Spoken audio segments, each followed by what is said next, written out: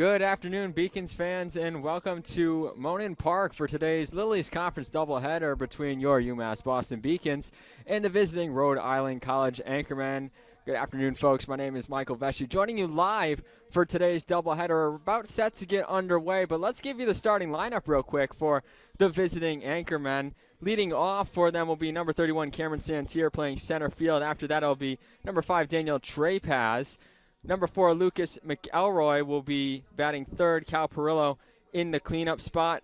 Cole Pottenworthy getting the start in the 5th spot. Joey Coro, Sean Helfrich, Isaiah Rivera, and David Ianchili round out the Rick lineup. And then on the mound today for your UMass Boston Beacons will be Dylan Ryan.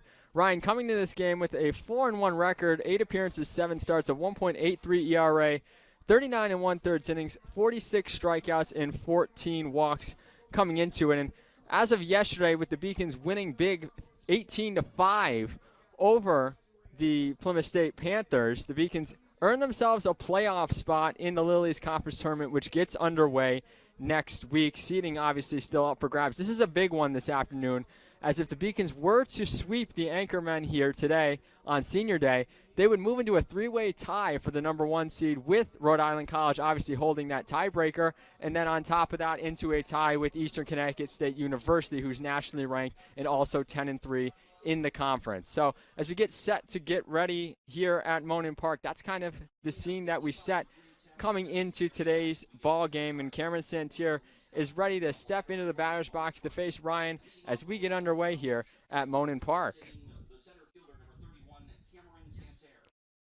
Rhode Island College coming into this game on a 3-game winning streak, 23-11 overall on the season, coming off of a doubleheader sweep against Eastern Connecticut and then just beating UMass Dartmouth on Tuesday. As we are underway here, as that is ball 1 to Santier.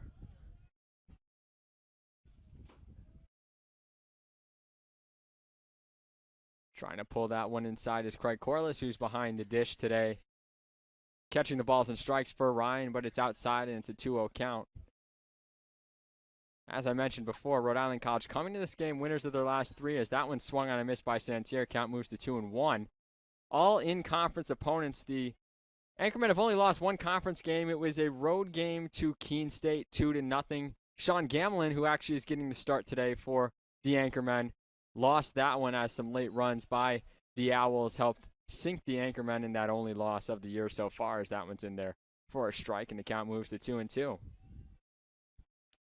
Underway just before 4 o'clock here today. We're having a doubleheader. Moved back due to some rain. Santier fouls that one off, to the right side. Both teams are set to play tomorrow afternoon starting at noon with a doubleheader for Senior Day, but due to some rain coming into the area, they've decided to move it back to today with a 4 o'clock start, 7 o'clock game 2. Senior Day ceremonies will be held in between both games. That one's fouled back to the backstop. Santier battling in there with the count still remaining at 2-2.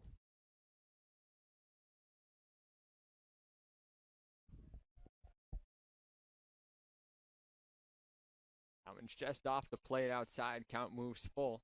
Have some other action going on today around the Little East Conference as well. Plymouth State, who just played yesterday, obviously, in a doubleheader against UMass Dartmouth, won on a walk-off in their first game, 8-7. Southern Maine beat Keene State early on, 6-0.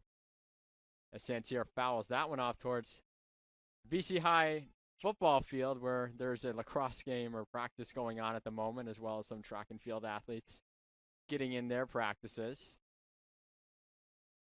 Castleton and WestCon also playing this afternoon. All these games that are being played today have pretty much been pushed back from Saturday due to the nor'easter coming into the area this weekend. Santier fouls yet another pitch back. Regular season winding down next week. The final week of conference play will be next week. The Beacons have 3 more conference games after this doubleheader today against UMass Dartmouth, and then doubleheader against Eastern Connecticut next Friday.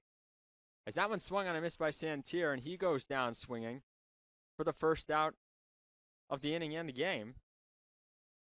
And that sends Daniel Trespass to the plate. will be playing at first base today for the Anchormen. Trespass coming to the game with a .280 average, 3 home runs, 28 RBIs on the year. That one's fouled away. A very big game, very big 2 games, as I mentioned at the start, for the Beacons, who really at this point can control their own destiny to take the top seed and host the conference tournament in just over a week from now. As that one's cut on and missed, and the count moves to 0-2. You sweep Rhode Island College today, you're in a 3-way tie with EastCon, and with that doubleheader against EastCon still looming, if you can sweep them and also get that road win against UMass Dartmouth, you pretty much will take the conference due to tiebreakers at the very least. As that one on the outside corner in there for strike 3, Trespass goes down looking, and that's back-to-back strikeouts to start this game for Ryan. Lucas McElroy now coming to the plate, the second baseman.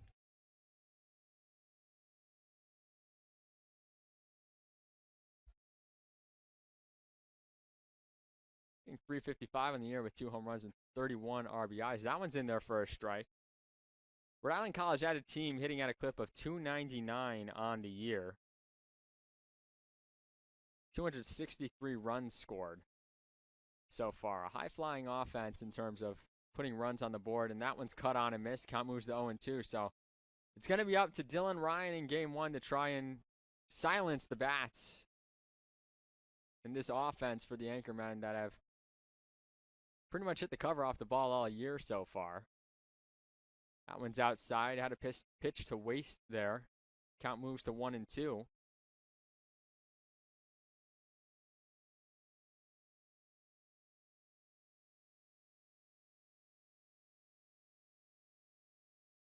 That one is fouled back by McElroy.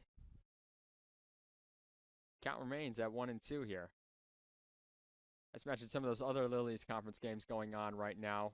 UMass Dartmouth leading 10-1 in game 2. Castleton leading over WestCon 3-0 in the bottom of the 8th. And that pitch is just outside. Count goes to 2-2. And Southern Maine leading 6-4 over Keene State in game 2 of that doubleheader right now up at Keene.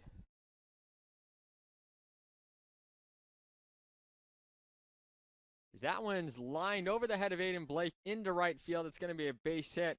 Gavay out there corrals it. But on first is McElroy with the first hit of the afternoon for the Anchormen. And that'll bring Cal Perillo to the plate with 2 outs still.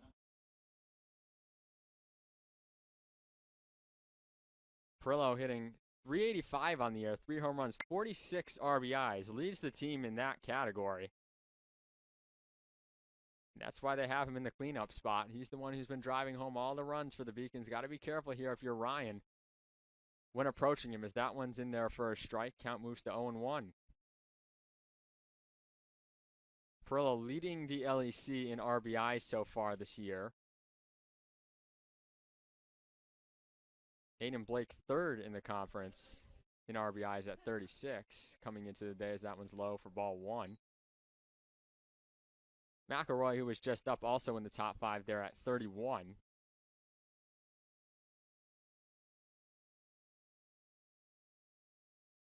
This is 1-1 delivery from Ryan comes in. That one's high and outside, inside on Perillo. Count moves to 2-1.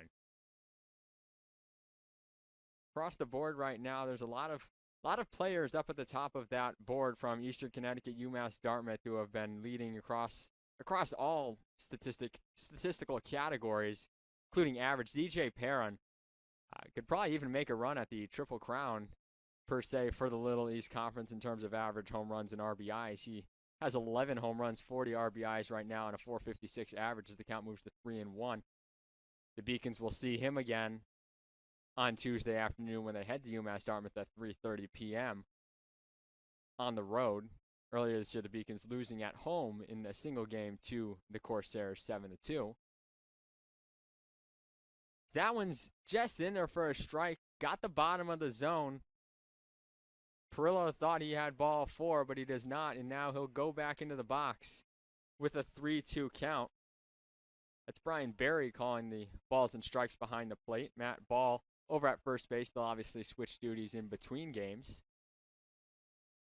3-2 count coming. just missed it, almost in the same exact spot. So 2 runners on now for the Anchormen after Ryan retired the first 2 batters, and that'll send Cole Potted-Warney to the plate with 2 on and 2 out here in the opening frame. Another name towards the top of that LEC list as well as Boston Burris, who's been red hot as of late. Burris is in the lineup today as well for UMass Boston. Cut on a miss for strike 1. Coming into the game, Burris has played in 22 games, had 10 starts, more starts down the stretch as of late, and he's hitting .419 right now. He had a couple of multi-hit games last week at home and on the road. Beacons in their last time out in conference play at Southern Maine, as that one's fouled off. We're swept by Southern Maine in a couple of close matchups. It was a couple of big innings in both of those games that kind of sunk the Beacons, but then the offense came back after a tough loss to Babson at home, and we're firing on all cylinders yesterday at Plymouth State with 18 runs scored. Joey Morrison leading the way with 6 RBIs in that one. Morrison is playing today in left field and getting the start, well deserved after that performance yesterday, as that one's outside for ball 1. So 1-2 count here. Ryan a chance to get out of a little bit of a jam.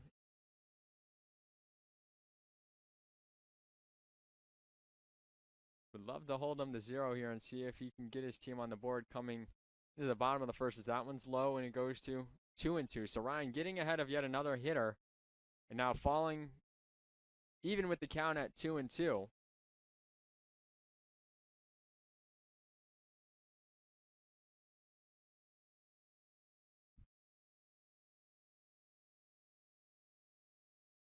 That one's high for ball 3. So the count now moving to 3-2. Again, you had that single by McElroy and then Perillo getting on with the walk, and now Potted-Warney with a chance to try and cash in for the Anchormen here and give them an early lead in what's a big conference doubleheader for both teams. Ryan delivers way outside. It gets to the backstop. So that'll be a walk to Potted-Warney. Loads the bases up. No one advanced after that pitch hit the backstop. So bases loaded now with 2 outs here in the first inning for Joey Coro, who we were talking about it before the game. Coro, graduating high school back in 2015, went to the Community College of Rhode Island. This is his senior year. He's currently 27 years old. And he's hitting .285 this year with 3 home runs and 23 RBIs. Of course, with the COVID years of eligibility and whatnot, it changes a lot of the dynamic for a lot of players and athletes at the college level who get some extra eligibility. Coro will actually end up probably being one of those as well, since he came in back in 2018, 2019, which would give him an opportunity to come back if he wanted to. We've seen a few guys on the Beacon side doing that as well. So he steps in here, though, with the bases loaded and 2 outs against Ryan, who retired the first 2 batters quickly on strikeouts and has now run into a bit of trouble here, as that one's in the other batter's box down low for ball number 1. So falling behind Coro right away, 1-0.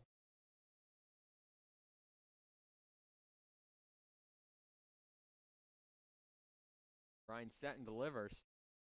Outside again. Seems to be losing a grip a bit on the ball. I just saw him looking at his hands, trying to wipe them off now.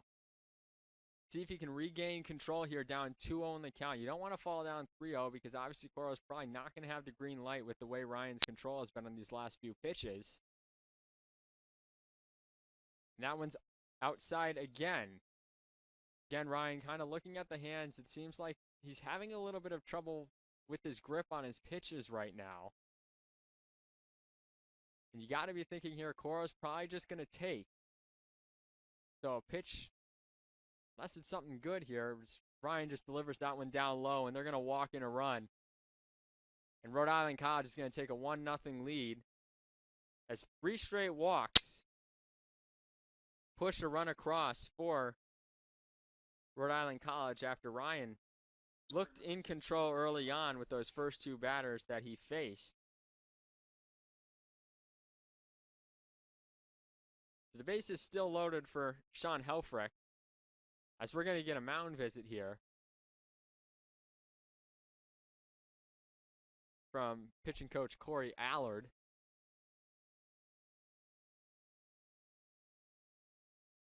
Still 2 outs here in the first inning. We're just getting underway a little bit before 3. If you're just joining us, it's Michael Vesci on the call for Senior Day here at Monin Park. Game moved up a day due to incoming storms tomorrow, as has been the case with most of the Little East Conference today with the Diamond Sports. We're getting ready for playoff time across all our sports. Men's tennis just had their playoffs this past week and fell in the quarterfinals to Bridgewater State University. Men's lacrosse is getting set to start their quest for 3 straight conference titles next week. Right now, they're in the 3 spot. It looks like it's pretty much settled. They'll get there, but if things were to go haywire tonight with a few of the games that are yet to be played, they could potentially move up due to goal differential. However, it is unlikely given the matchups that are faced with Keene State and WestCon tonight. But later on, we may have confirmation as to who they will be playing at noon right here at BC High's football field at James Cotter Field. As that one's outside and it gets to the backstop, but it bounces right back to Corliss. So none of the runners are able to move up. It stays 1-0, but that's 5 straight balls now, 6 straight dating back to the previous 2 batters for Ryan. Got ahead 0-2 in the count against Pottenwarney, and then was unable to recover from it as he'd walk the next 2 batters, as that one's low yet again, and the count moves to 2-0. Ryan looking towards the dugout still, I think, trying to find his grip on it.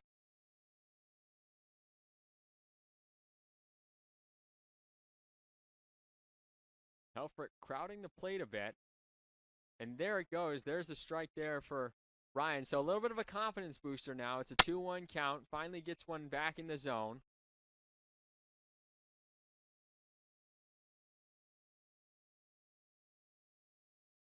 That one's going to be popped up to left field.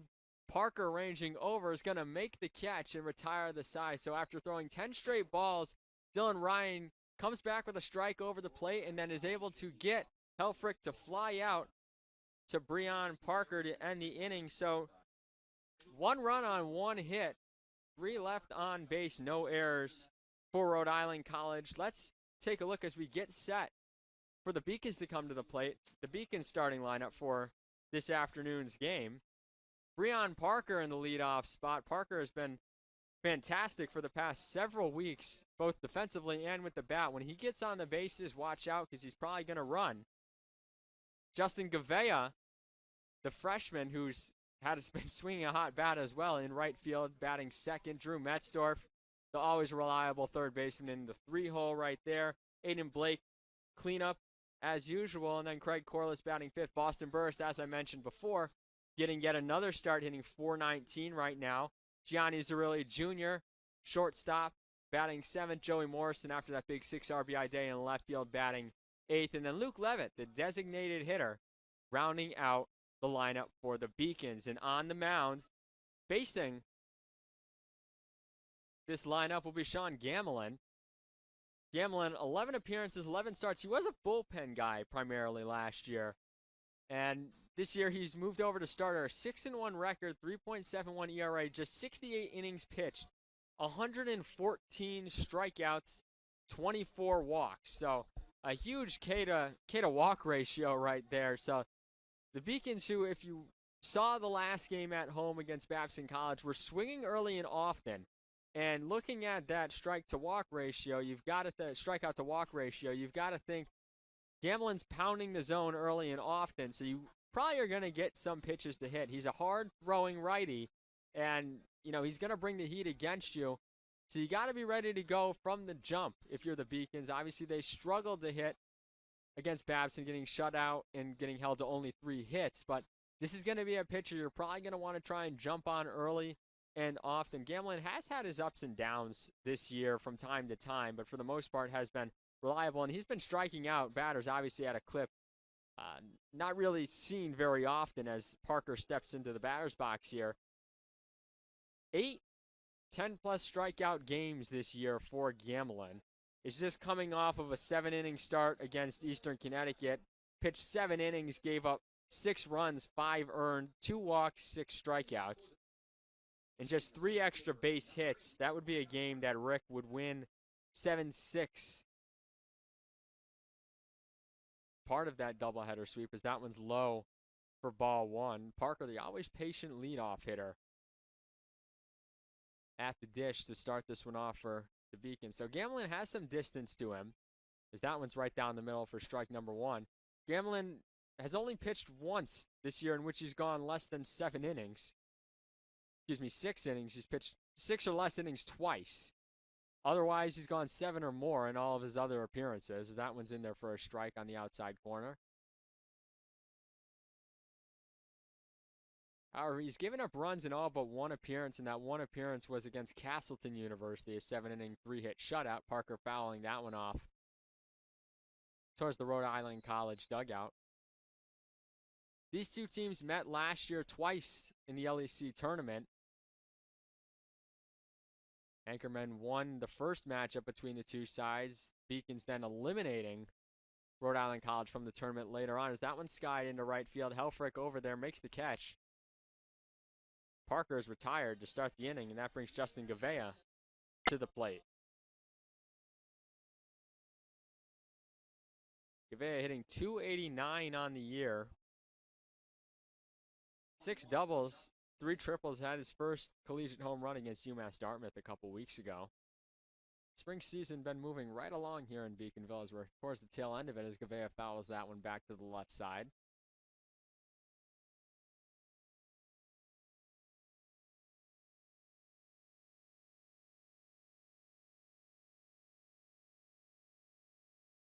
The 0-1 is fouled off the light pole and back onto the field.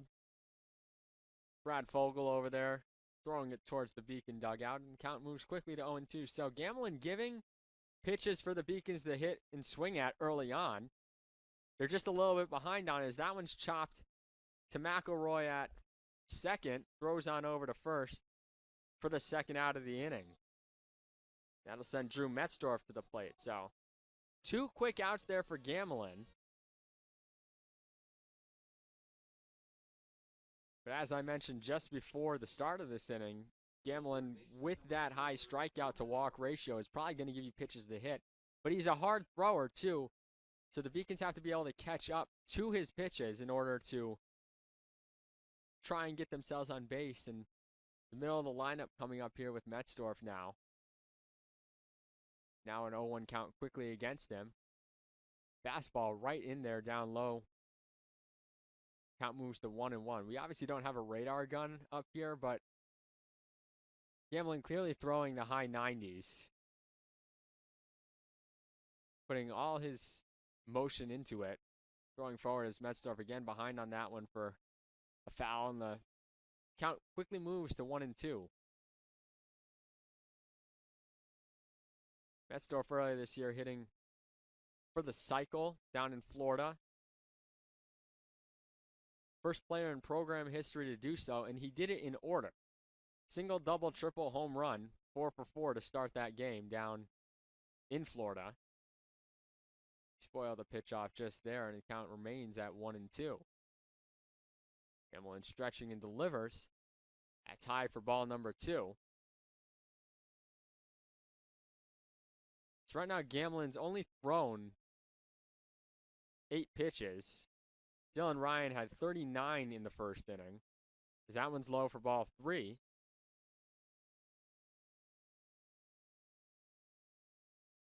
So Ryan's going to have to, obviously he had those 2 quick outs there, but then running into trouble with the walks and the single.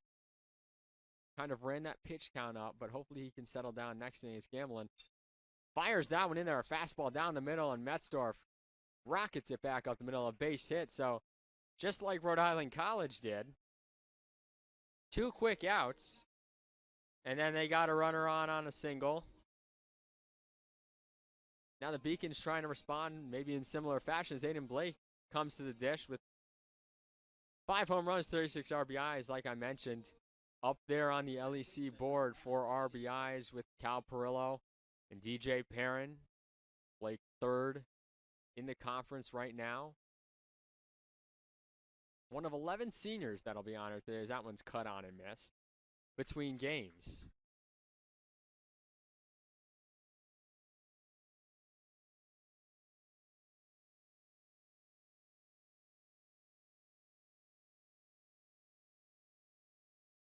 Yeah, we'll look to pick off Metzdorf at first. Metzdorf back in there safely.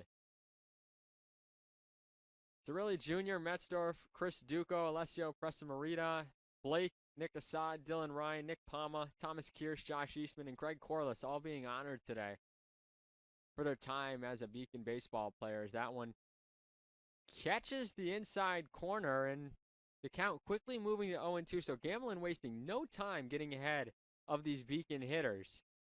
But he's also giving them, again, as I mentioned, pitches to swing at. And they have fouled off a few. If they can start catching up to them, could be a different story. As that one's cut on and missed. Blake not able to catch up to that one. And the Beacons go down. So no runs, 1 hit, no errors, 1 left on base as we head to the second.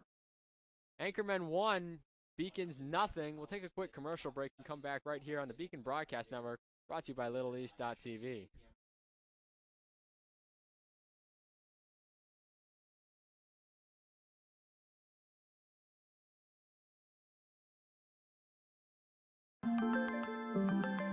Proportion to me is the lived experience of our Division III student athletes. They balance life from an academic perspective and the rigors of competing at a high level, bonding with teammates and building lifelong friendships. But they also are involved in their communities. They work jobs and internships and volunteer. They've learned to be resilient. Diverse experiences are setting them up for the future.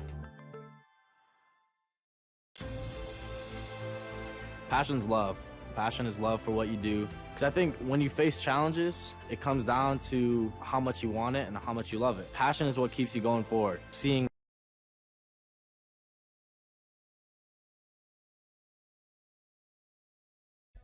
back here at Monin Park, and we've got a replay to show you in the first inning there. Is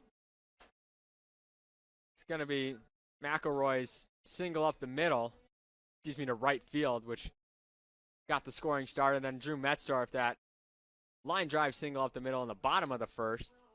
Metzdorf was stranded at first. Anchorman getting a run in the top of the first after that single by McElroy led to, well, I shouldn't say led to, but Dylan Ryan then walked the next 3 batters, allowing a runner to score, and then got Helfrich on a 2-1 pitch to retire the side in the opening frame. And now Isaiah Rivera will come to the dish to lead off the second inning for the Anchormen. And first pitch swinging, Rivera lifts that one into left field. Morrison coming on, makes the catch, and there's 1 away.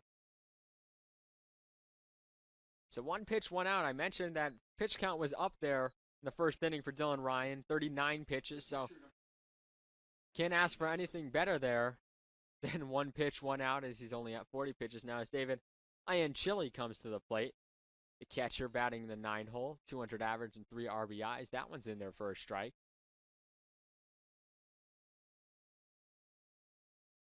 So Ryan, 2 pitches so far, 2 strikes. He had a stretch where he had 10 consecutive balls. That one's chopped foul and count quickly to 0-2.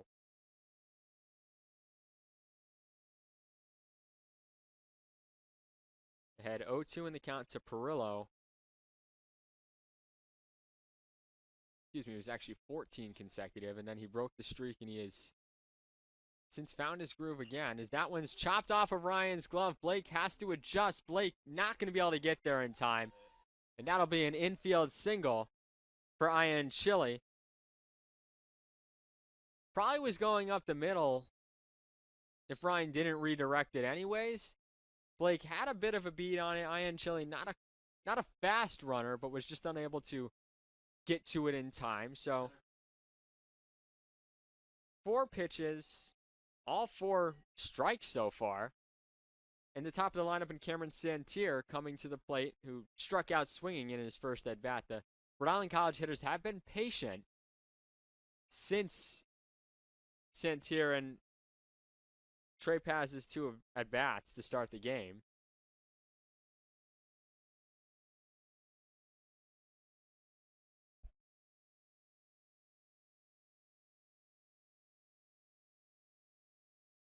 One-0 count here.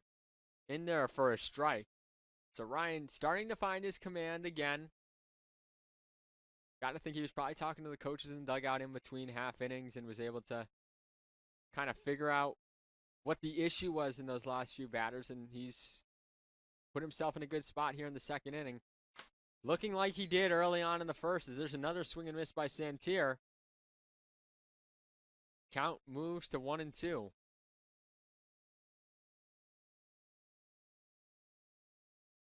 Would love a double play ball here to get out of the inning and make it a nice quick 1-2-3 per se inning for Ryan and keep his pitch count down. As he hits Santier. And it'll now be first and second with 1 out here in the second inning. For Trespass, who struck out looking in his first at-bat. Now, head coach Frank Holbrook, it looks like, is going over to check on Santier at first. Santier hitting in the leadoff spot. A bat they need in the lineup, hitting .344 this year. He has 46 stolen bases on 48 attempts. Now, I mean, you could definitely make the argument for a double steal with 2 on and 1 out here. Corliss would probably be throwing the third on that. Santier looks to be okay, and we'll get back to it. But 46 for 48 is nothing to scoff at. That's why he's your leadoff hitter. You get him on, you're probably pretty close to guaranteeing that you're going to have a runner on second with nobody out at the start of a game if Santier gets on. So somebody that Corliss behind the plate will have to watch in both games of this doubleheader if there is no one in front of him. But you can never rule out the double steal, obviously. And depending on how aggressive Coach Holbrook and his team want to be, you could see it right here. That one's low for ball number 1.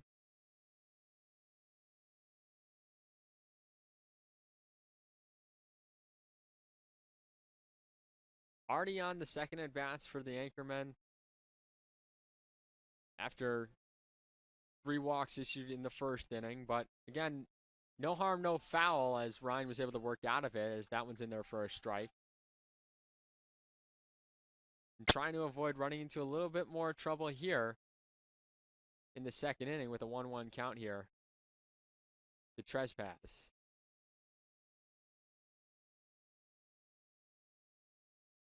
That one's in the dirt for ball number 2. Count moving to 2-1.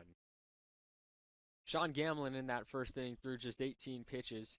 Had the 1 strikeout and the 1 hit given up to Metzdorf.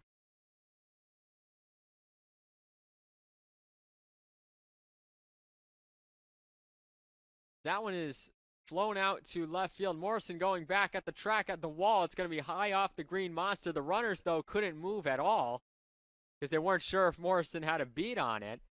So it's going to be a very, very, very, very, very long single to left field for Trespass. And the bases are loaded right back to where we were in the first inning. So Dylan Ryan will look to try and work out of trouble once again, facing Lucas McElroy, who is 1 for 1 today with the single that got the scoring started in the first inning.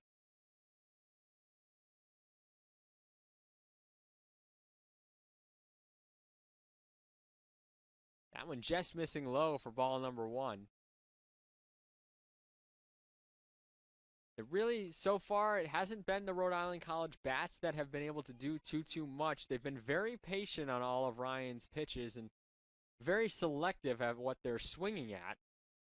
As McElroy swings at that one there, the count moves to 1-1. Being very picky and choosy, in this case, maybe it's getting into Ryan's head a little bit where he's trying to pinpoint his pitches a little bit more. But the Rhode Island College bats have yet to, show anything yet, as that one's going to be popped into center field. Parker gonna make the catch, and scoring from third will be Ian Chili. Moving over to third will be Santier. Runner at first, and Trespaz is going to stay put. So runners on the corners, 2 outs. It's now 2-0 Rhode Island College. Best case scenario, though, well, I mean, obviously you could have had an infield flyer strikeout there, but best case scenario in terms of limiting the amount of damage on that at-bat to McElroy, and you now have Cal Perillo at the dish, who you have to retire to get out of this frame. It's a good execution on that at-bat from Ryan to get the fly out, get an out, give up a run.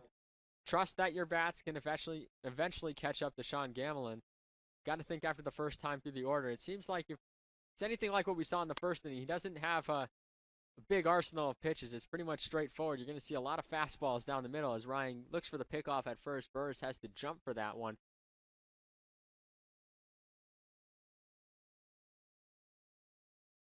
Perillo got all the way to third in that first inning after he was walked.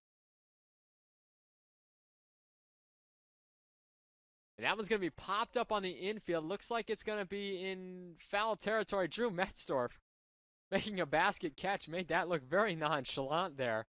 And so Dylan Ryan escapes trouble with that fly out in foul territory. So again, just 1 run, 2 hits, 2 left on base for the Beacons. For the Anchormen.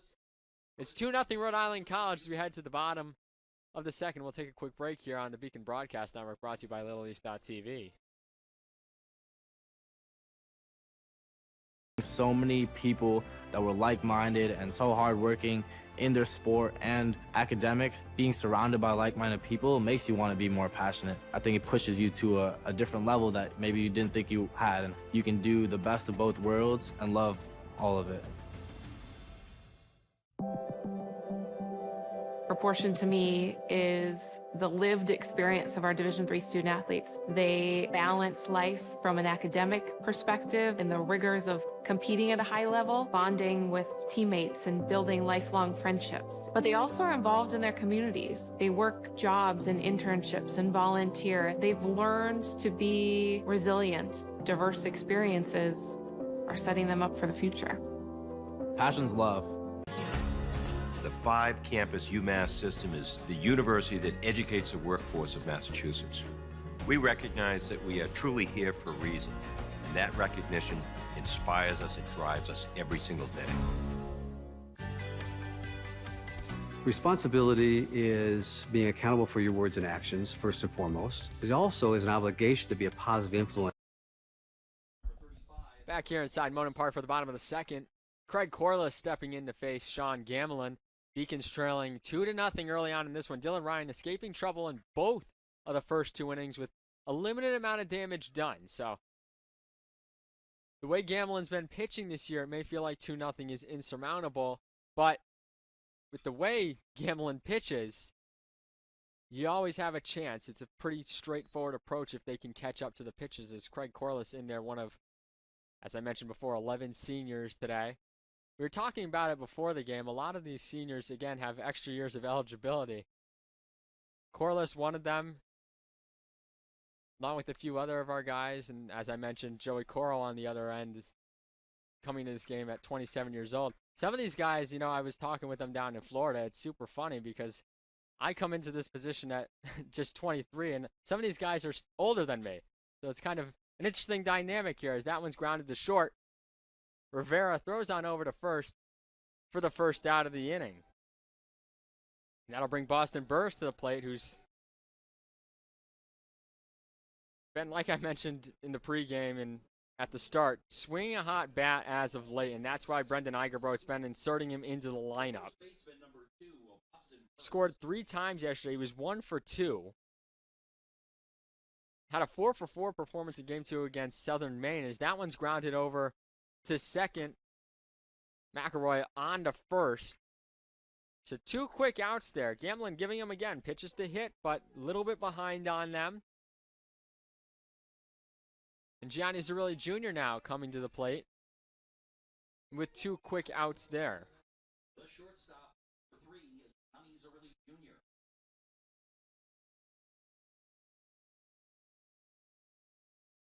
That one's fouled back. Zerilli Jr.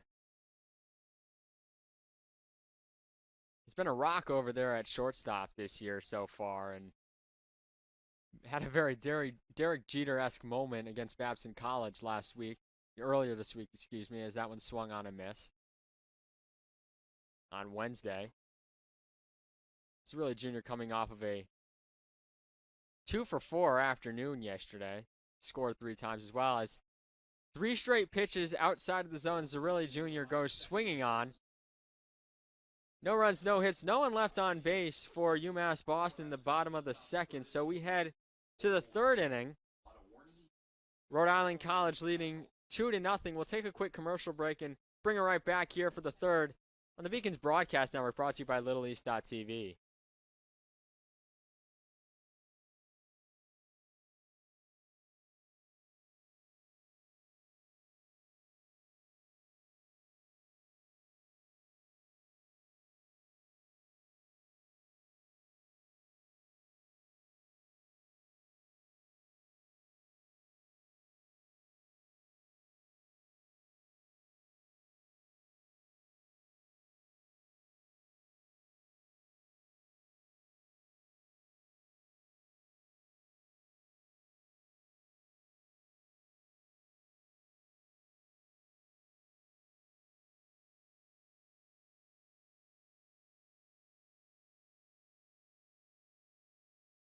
Welcome back inside Monin Park, as you just saw a replay there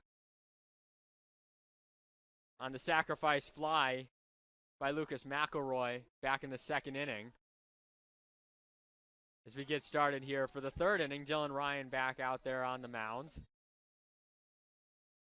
Ryan, after that last inning, just threw 16 pitches, so at 55 right now.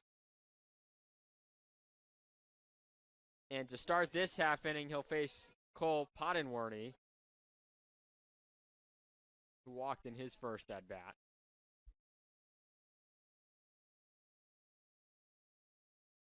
Again, coming into this game, hitting .398, 4 home runs, 26 ribbies.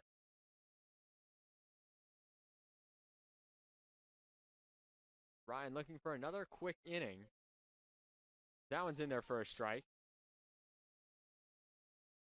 So a rough stretch of 3 batters in that 1st inning, and Ryan's regained the control, as we saw last inning and now in this inning, to start as that one goes outside. Announcer's jinx there on that one. Count moving to 1-1. Ryan seeing if he can have a clean inning, had a clean start to the first 2 innings before running into some trouble. He's behind in the count now, 2-1.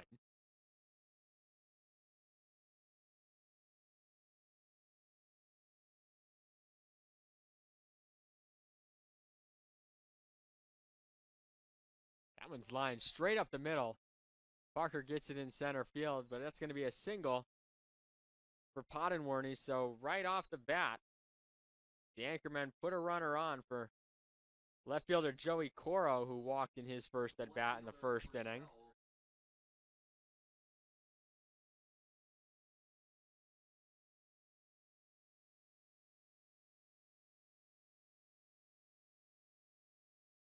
Four hits so far for Rhode Island College in the first 2 innings after that last one.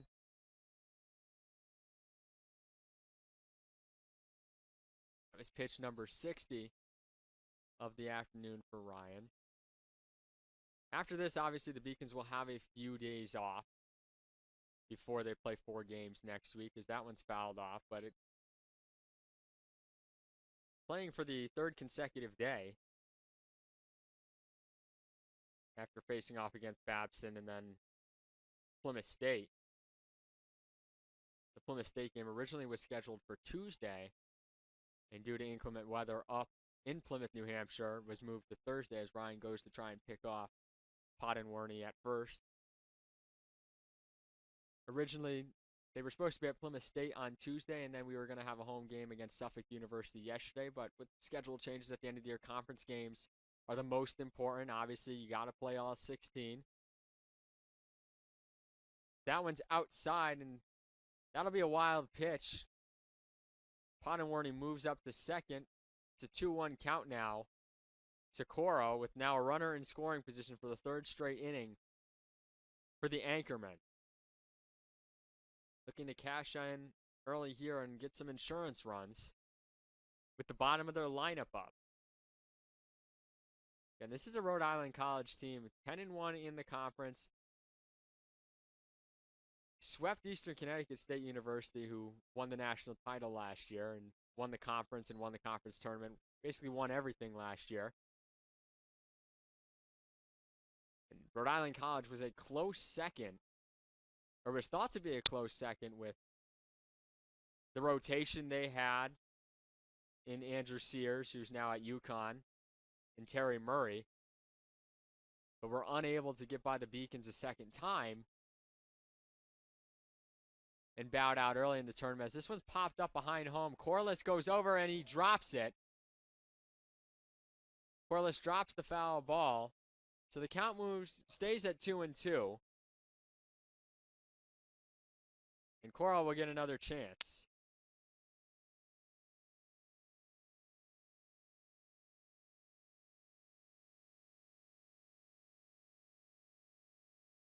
So count remains at 2-2 here as after that drop by Corliss behind the plate. It was a very high fly ball that, I mean, there's a little bit of wind going out to left field, and you saw it blow over that way. That one's grounded up the middle, and that's going to be a base hit as Blake slides over and unable to make the catch. Run's going to score from second. Joey Coro's got himself an RBI single.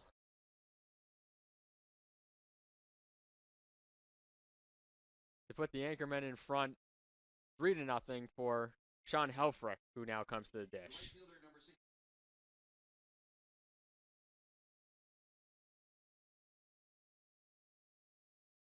The two quick hits following the dropped foul ball by Corliss on that last at-bat lead to a run for Rhode Island College, who now leads 3-0.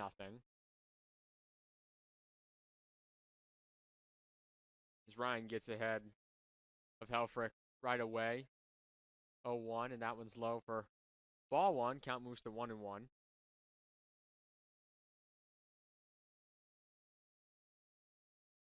Helfrich in his first at-bat flew out to center field in the first inning. Got Ryan out of that bases loaded jam. Now that one's lined up the middle, but Parker right there makes the grab for the first out of the inning. A big first out there as you're at the bottom of the order now. And Isaiah Rivera coming to the plate, who was up last inning and flew out to Morrison in left field, with Coro still sitting on first base here.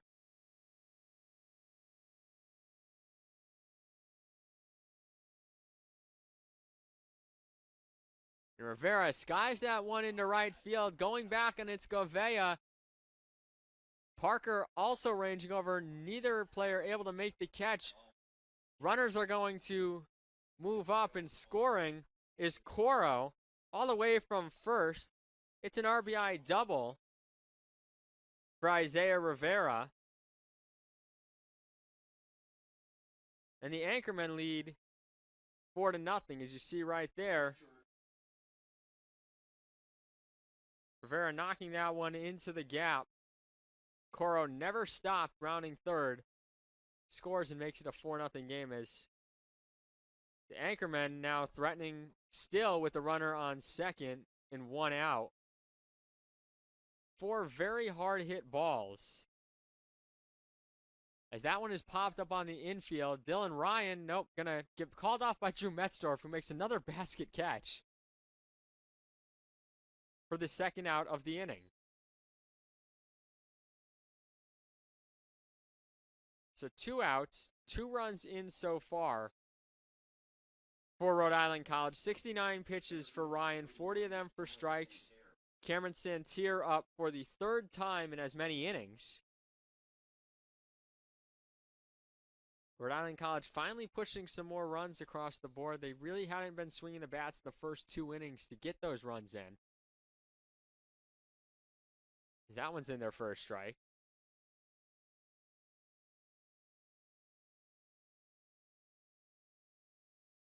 Ryan looking to escape further trouble here, further damage. The 4-0 game in the early stages of this one. That one's outside for ball 1. Count moves to 1-1. As is the case, too, with conference games as opposed to non-conference games. If a team is leading in either scenario, home or away, by 10 or more runs after 7, the game ends. Obviously, we've had a few games where the Beacons have been up double digits, but in non-conference play, that is not the case. As that one's lined right to Aiden Blake. He corrals it, and that ends the inning. So 2 runs come across for the Anchormen there in the 3rd inning. They extend their advantage to 4-0. We head to the bottom of the 3rd inning. The Beacons looking to get going against Gamelin. Take a quick commercial break and bring it right back on Beacon Broadcast Network, brought to you by LittleEast.tv. In the communities around you.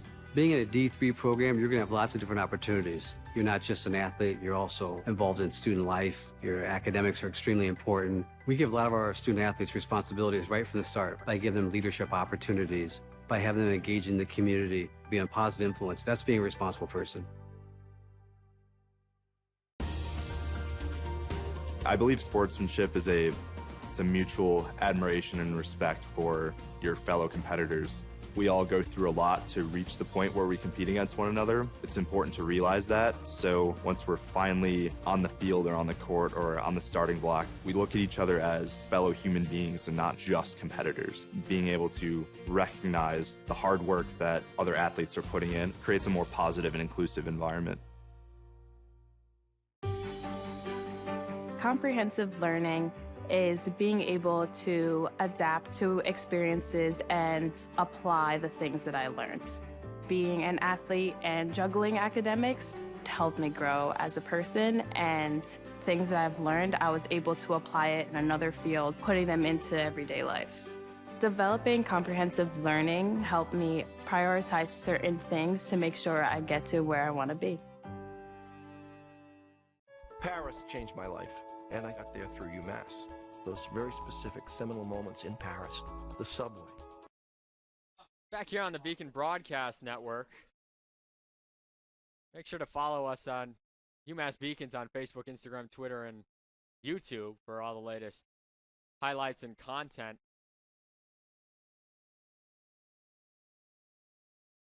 Joey Morrison comes to the plate against Sean Gamlin here in the 3rd inning. That one's low, and count moves to 1-1. Gamlin firing hard early and often in this one. Beacons have been struggling to catch up to his hard fastballs so far, as that one's chopped to second. McElroy throwing over to first, and there's one away. Luke Levitt rounding out the top 9 for UMass Boston, and then second licks for the Beacons coming. Adjustments probably will be made from those first at-bats. They've taken some pretty good swings at pitches from Gamelin. Currently trailing 4-0 right now as Levitt skies that one foul, 0-1 the count.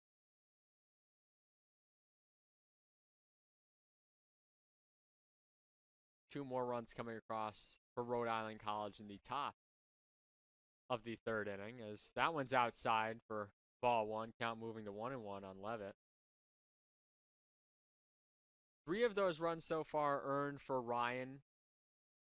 Joey Coro scoring unearned after the drop foul ball by Corliss. Levitt pops that one up. Rivera makes the grab, and there are 2 away here in the 3rd inning for Breon Parker now, who leads off for the Beacons. So 2nd time through the order now. Only 2 strikeouts so far for Gamelin, who averages more than 10 per game. Averages more than 10 per 9 innings as well. That one's low for ball 1. One of the rare times you'll see him falling behind hitters today, as he's been out in front of pretty much everyone. He comes right back even with it, 1-1 the count. Parker skied one out to right field to lead off the first inning for UMass Boston, who has just one hit so far, a Drew Metzdorf single up the middle, as again, quickly, Gamlin in front, 1-2 the count. Came into this at-bat with Parker at just 32 pitches, so he's working at a consistent clip. As Parker again out to right field, grabbing that one is Helfrich for the final out of the inning. So the Beacons go down in order again. No runs, no hits, no errors, no one left on base. And we head to the 4th inning. It's 4-0 Rhode Island College. Take a quick break and bring it back on the Beacon Broadcast Network, brought to you by LittleEast.tv. A man in a tuxedo walked in and a woman in a long gown. And it was stunning. It all hit me. It was like a lightning bolt. There was this world of beauty and style that I wanted to be a part of. That was the beginning of the journey. And that all came through the University of Massachusetts. And that was really a key moment for me. That's one of those moments you never forget. Celebrate the soggy shoes and the slow starts. Celebrate the lessons learned along the way.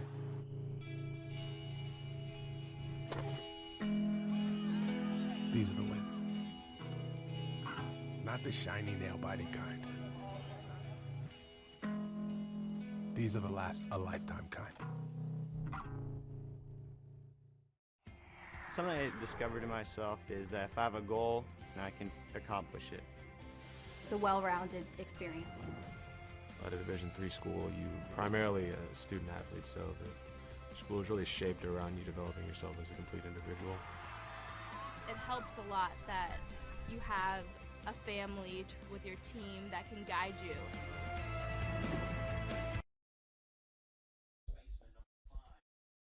Welcome back inside Monin Park here as we get ready for the 4th inning.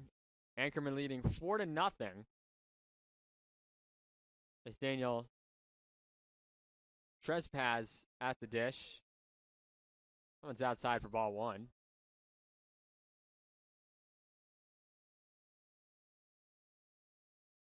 Trespass in his first at bat.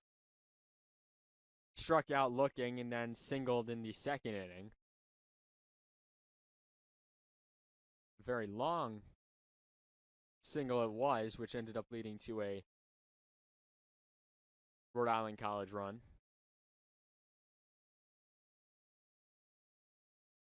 Anchorman loaded the bases up in each of the first 2 innings. As that one's fouled off, count moves to 1-2.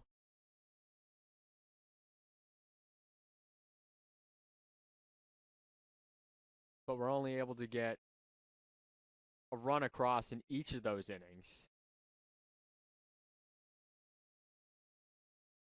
And then we're able to get 2 across in the last half inning. Behind some hits is another hard hit ball up the middle. Parker corrals it, and the leadoff hitter on in Trespass. Leadoff hitter in the frame is on. For the heart of the lineup, Lucas McElroy, who hits 3rd at the dish now.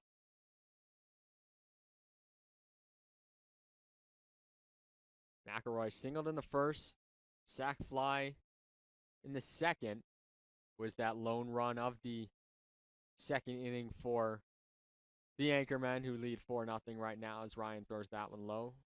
Count 1-0. Ryan checking on the runner over there at first in Trespass.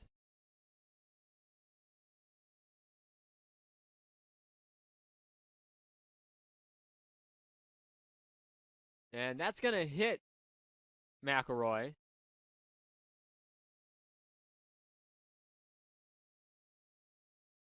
Two on, no one out for Cal Perillo, the cleanup hitter.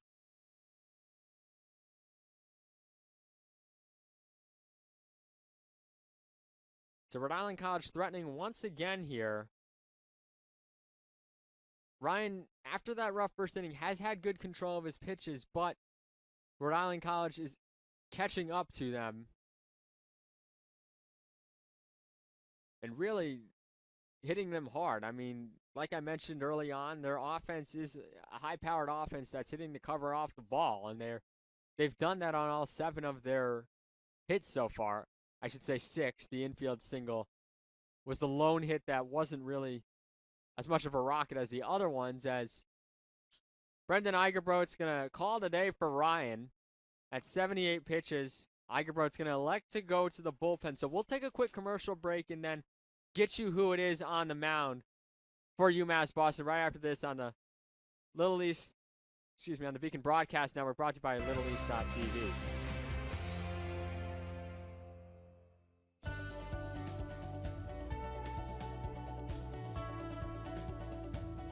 I just wanted to get good grades and to do well. But it also made me realize that I have a lot of career goals. You're there to get a full college experience, not only participate in your sport, but participate in things outside of that. And it's all about growing as a person. My coaches have helped me with figuring out who I really am. Their lives are dedicated for us to succeed.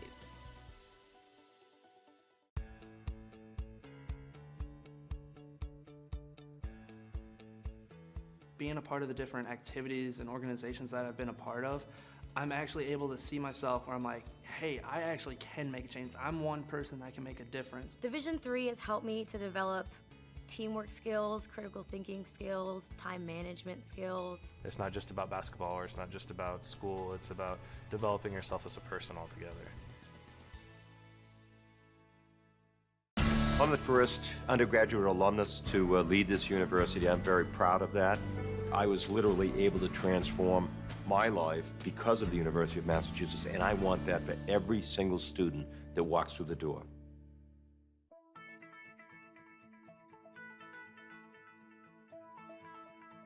College has given me the flexibility to pursue my passions and my interests, and I've recreated my identity for myself aside from just being an athlete. My greatest personal discovery has been that I am capable of.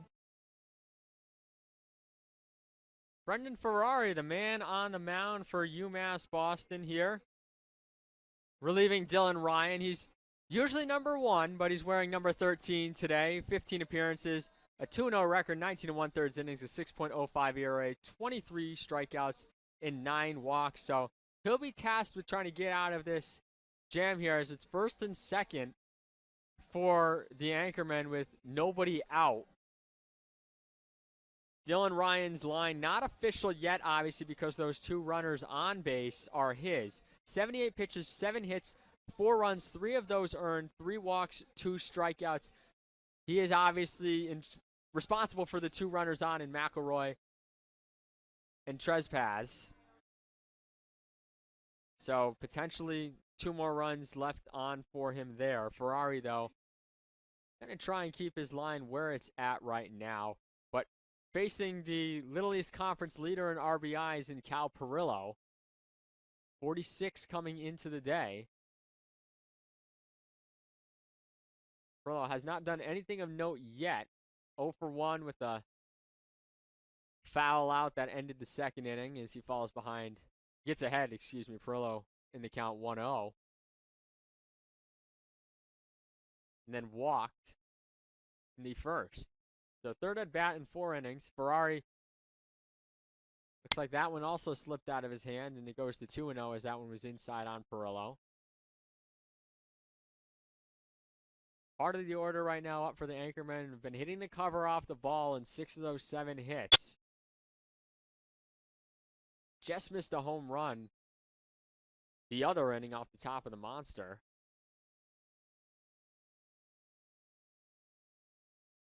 That was Trespaz, who's on first right now. So a 3-0 count. And Ferrari finds the zone there on a pitch Perillo was probably taking anyways, as Ferrari came into this game just 4 pitches ago and with 3 consecutive balls. Gets back in there with the strike, so the count now 3-1, and Ferrari outside again. And Perillo now on, and the bases are loaded for the third time in 4 innings for Rhode Island College.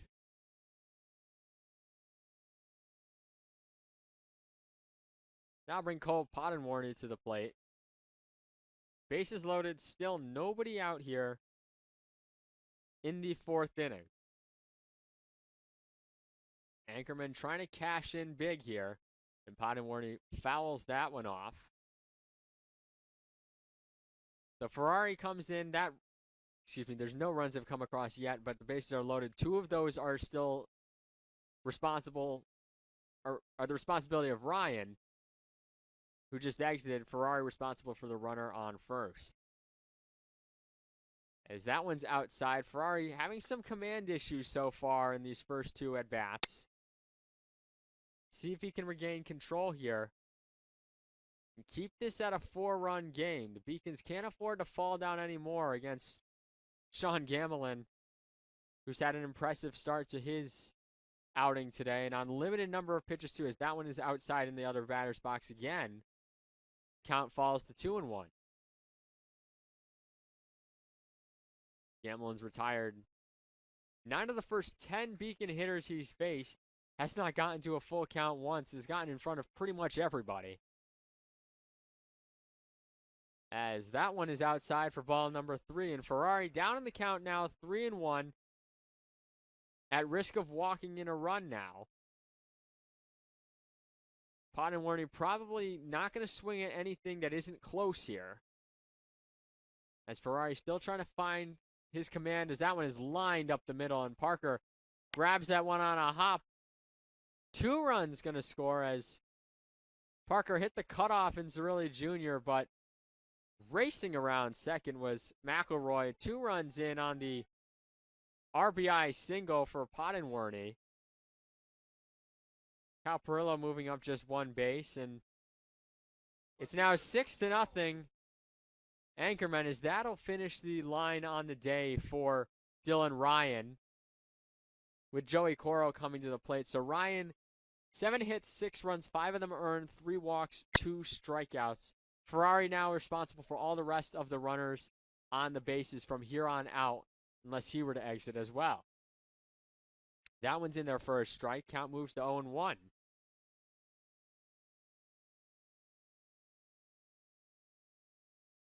The Beacons in a bit of a hole right now.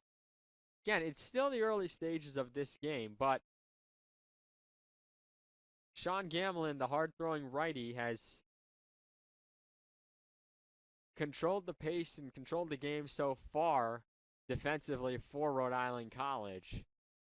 And on, again, as I've mentioned a few times, a limited number of pitches, which can help lengthen his outing. Ferrari gets a foul off the bat of Coro there, so he gets ahead of the batter here. So his first batter in which he has gotten ahead of him is now ahead 1-2. Still nobody out here in the 4th. 6-0 Rhode Island College. Ferrari delivers. He's rung up by Brian Berry behind the plate looking. Joey Coro goes down looking. And that'll bring Sean Helfrich to the plate. Ferrari gets a big first out of the inning. Still 2 on, though. And he's still got to get 2 outs. 1 runner in scoring position, the other at first.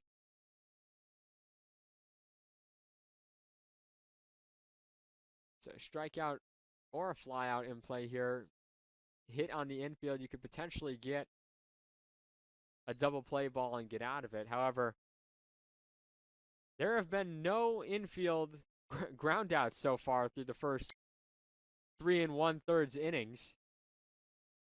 Everything's been hit on a line or in the air or a strikeout. And again, the announcer's jinx works, as that's going to be a 1-3 put out there on the ground for our first ground out of the game after 3 1/3 innings. So a big second out there by Ferrari. The runners do move up to second and third. And Isaiah Rivera now at the dish, who is 1 for 2 with a double. Rivera with an RBI as well on the day. That one's cut on and missed. Rhode Island College has stranded 6 runners so far in this game. Again, as I mentioned at the beginning of this one, it is a big conference doubleheader today as that one is chopped over to second. Aiden Blake with a nice sliding grab gets it to Burris. So after 3 1/3 innings of no groundouts, back-to-back groundouts there, get the Beacons out of the jam. 2 more runs come across for Rhode Island College. And we head to the bottom of the 4th inning. UMass Boston trailing 6-0, looking to get doing things ahead of Sean Gamblin coming up. We head to a quick commercial break here on the continue to play the sport. Beacon Broadcast Network, brought to you by LittleEast.tv. Very nicely in one package in Division 3. I did receive a non-athletic scholarship upon entering school. I got the presidential scholarship, which was huge for me. I think there's more opportunities for academic scholarships in Division III. I did receive academic scholarships. Just being involved on campus, being a leader, all those things combined kind of get me recognized. It's a great experience for me.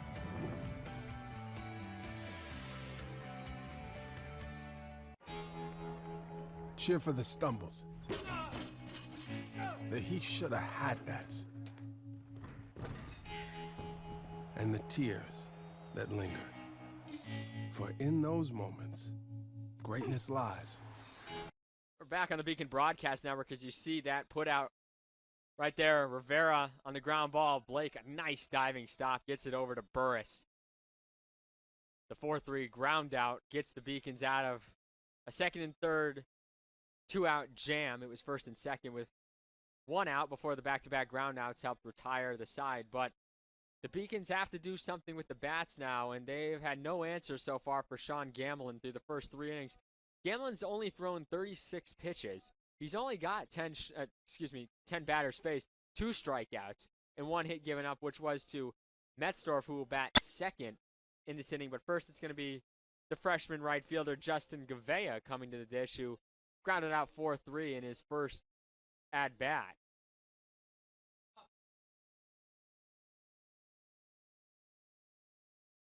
Got a few more finals in the Little East Conference today. 13-2 in Game 2 for UMass Dartmouth in 7 innings over Plymouth State after Plymouth State took Game 1. So that was the 10-run rule I was talking about briefly. Conference games will only go 7 innings if it is a 10-run lead or more for either the visiting or home team. That one is outside for ball number 1. And we are approaching that mark as it's currently 6-0 in the bottom of the 4th, but the Beacon Bats looking to get the offense going here against Gamblin, and Gamblin behind in the count 2-1 now, 2-1. For only the 2nd or 3rd time today. Gamblin usually getting out in front 1-0, which he did in this at bat. Very rare you see him throw back-to-back balls there as Gamblin going to run it over to first and flip over to Trespass for the first out of the half inning. Is that'll bring Drew Metzdorf to the plate. For the first time since the first inning, he had that single up the middle with 2 outs, and now he comes up here with 1 out in the 4th inning, and Gamblin on that last pitch just threw his 40th. So working efficiently, as again he is ahead in the count 0-1. Like you mentioned, 114 strikeouts on the season, only 2 so far today, so make that 116. 24 walks. He has not walked anybody today, and again, he is quickly ahead 0-2 in the count.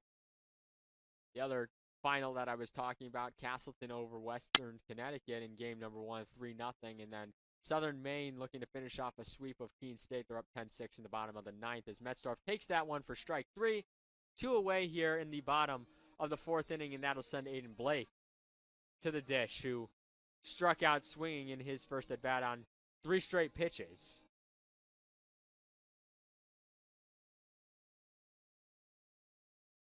Castleton and WestCon, game 2 underway currently in the top of the 1st. It's still 0-0.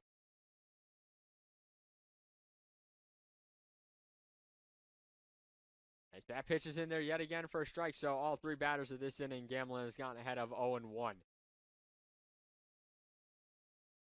Again, this is the second time through the order for the Beacons. Looking to make some adjustments as Blake chops that one to short. Rivera fires on to first, and for the third straight inning, the Beacons retired in order. No runs, no hits, no one left on base, and no errors. We head to the fifth inning. Still 6-0 Anchormen. Here on the Beacon Broadcast Network, brought to you by LittleEast.tv. There, you will find the provoked, the determined, the unified. It's in those moments that champions are born. The University of Massachusetts Boston, with its scenic oceanfront campus, easily accessible to downtown Boston, is recognized as a model of excellence for urban public universities. 16 NCAA Division III sports are part of the more than 100 student organizations that create an engaging campus life in America's biggest and best college town. UMass Boston, Boston's urban public research university for the 21st century. Division III allows you to give yourself to other things. Having that free time allows me to pursue the things that I want to pursue. Division III athletics affords students the opportunity to, engage in the other interests in their campus and in their lives outside of that sport. It allows you to just be able to do everything you want to do. I wouldn't change it for the world.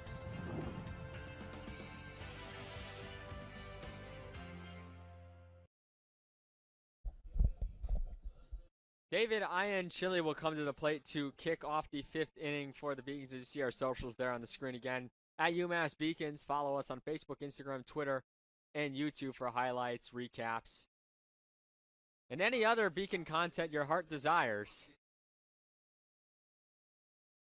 As Ian Chile gets ready to step in for his third at bat, he is 1 for 2 on the day with a single.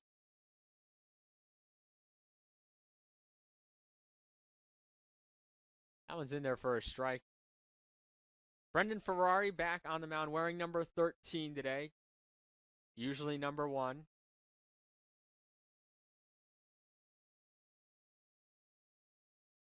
That pitch is in there for a strike. So quickly Ferrari had 0-2 locked and dialed in. You got to think it's a different scenario coming into a clean inning for him as opposed to with runners on base. He can work from a different set position.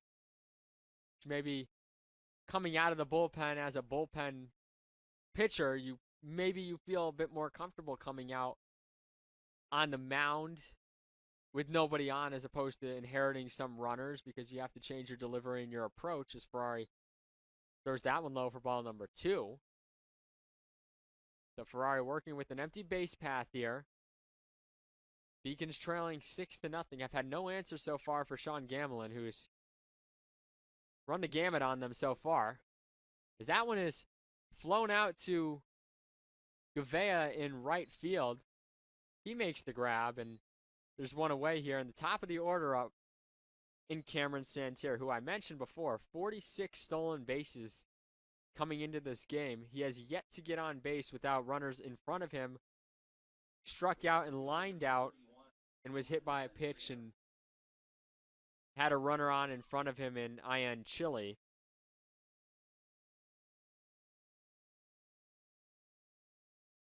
That one is outside for ball number 1.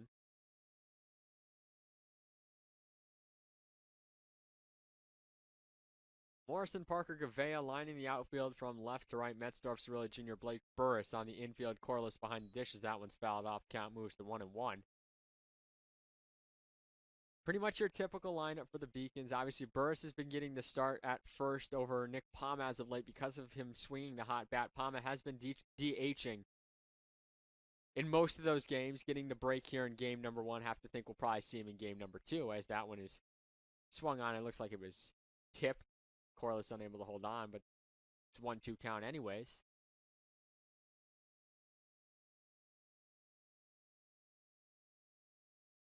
Ferrari ahead for the second straight batter now. That one's chopped up the middle. Blake ranging over, going to try and make the throw. Gets him at first. The speedy Santerre is out by probably just a half a step.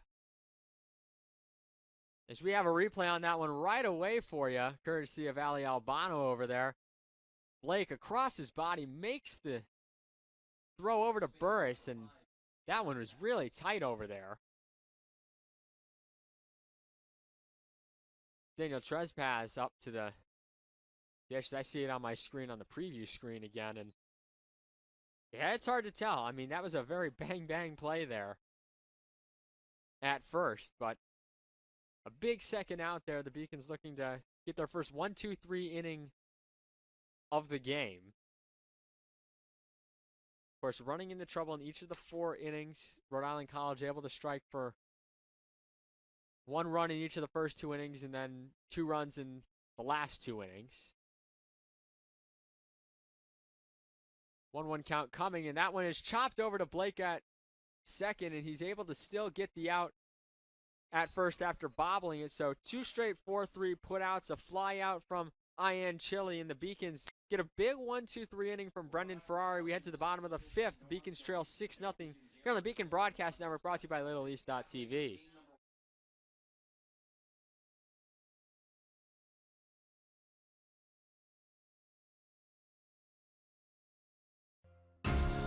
Moving from Turkey, it was a rough journey for me because when you don't really speak the language that well and when you don't really fit in the crowd, it's very easy to disappear.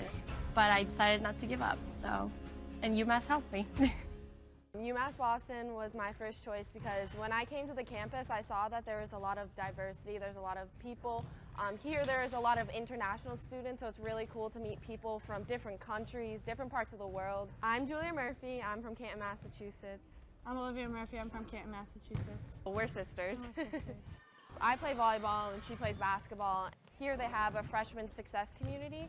So each major has their own community that you can join as a freshman, and you take classes with them, you do study groups with them. So it was really helpful getting to know people in your major right away. So in health exercise sciences, we have an internship at the end, so it's so much better to have like an advisor helping you out, like telling you which classes to choose. We take one more look at that play. There's that ground ball that Aiden Blake was able to corral and get the out.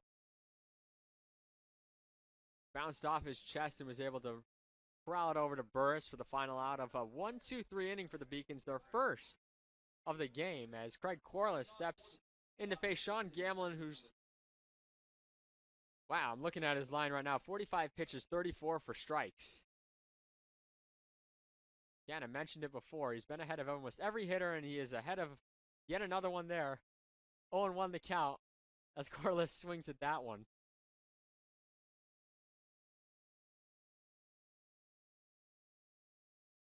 Corliss up the middle, took a bounce off the mound, and Rivera gathers it, and Corliss goes down 6-3, and Boston Burris will now come to the plate with 1 out.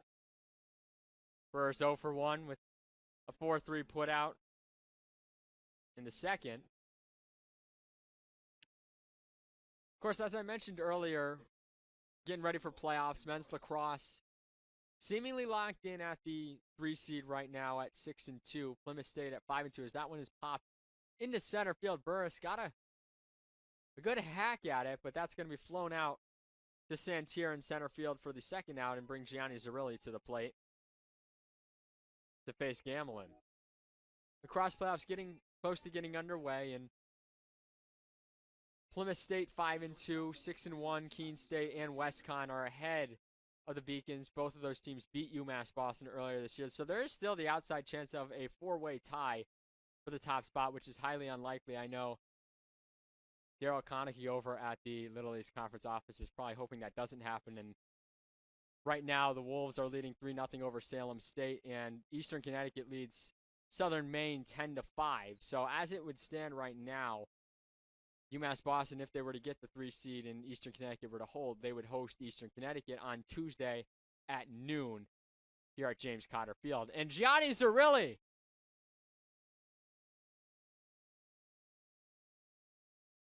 that one's gone. Waiting for the umpire's signal. It hit the foul pole. It's been a chilly afternoon, but Gianni Zerilli brings the heat with that one. It's a home run, and the Beacons on the scoreboard here with 2 outs in the bottom of the 5th inning. mentioned it before how Gamelin throws hard, but if you can catch up to it, you can do something like that one. And Giannis really lifts that one off the foul pole. I mean, that one looked like it was dying right at the wall or was going foul, but that one leaves, and just like that, the Beacons, maybe momentum now pulling in their favor. A 2-0 count, one of the rare batters that Gamelin has been behind on. Gamelin was behind Zerilli Jr. 2-0, came back with a fastball over the plate. And Zerilli Jr. lifts that one just out of here inside that foul pole.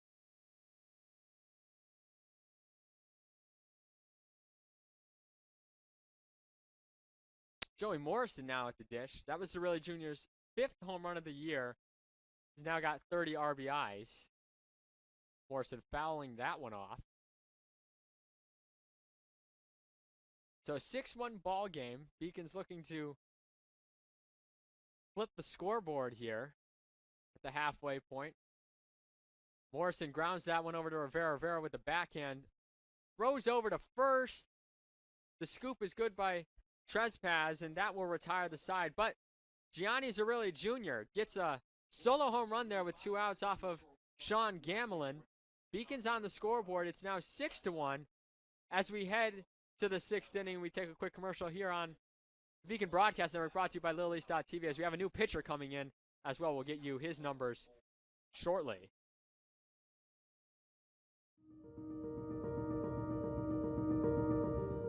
People at UMass Boston, they're here because they know they can have an impact, not just on research, but on people, on their students.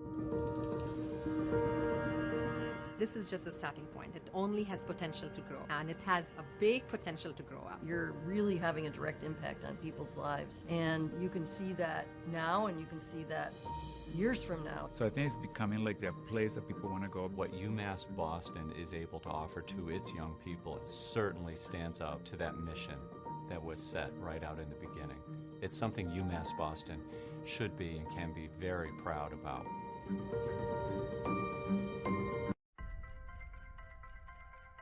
I'm a Division III student athlete, and I know how powerful words can be.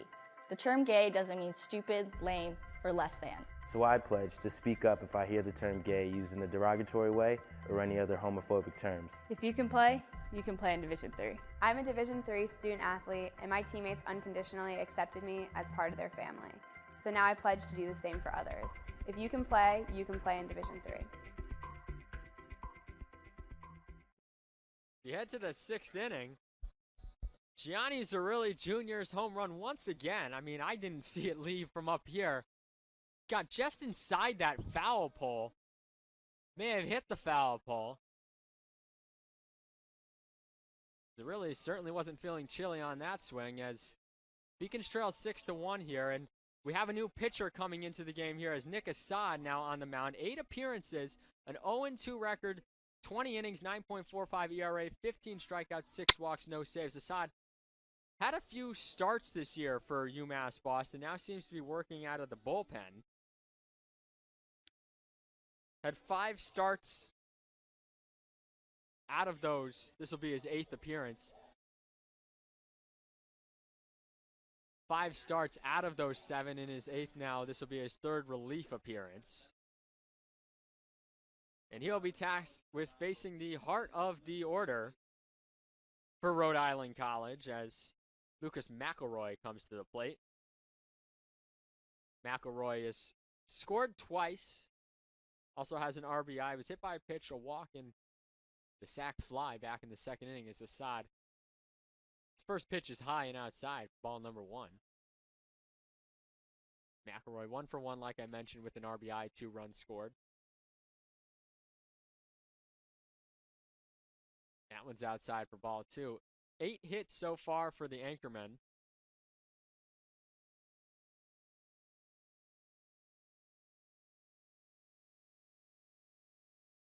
Six of their 9 hitters with hits today, as that one's fouled off towards the garage and just falls short of the garage. for the first strike of the outing for Assad.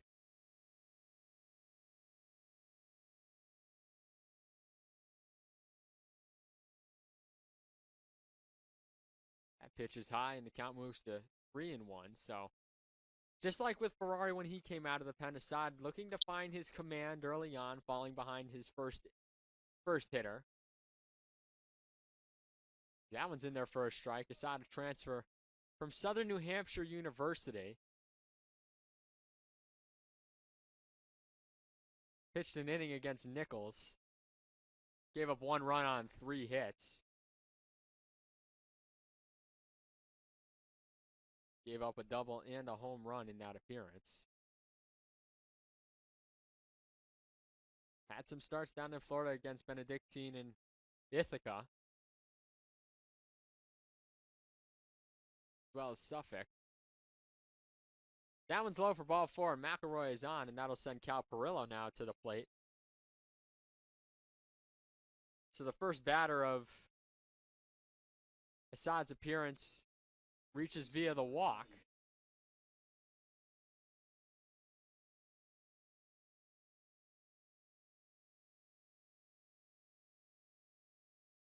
Just as was the case with Ferrari. Good job there by Corliss to reel that one in and avoid a wild pitch and the runner moving up to second. McElroy staying put at first. Perillo at the dish with a 1-0 count. That one's in there for a strike right down the center of the plate. Count moves to 1-1.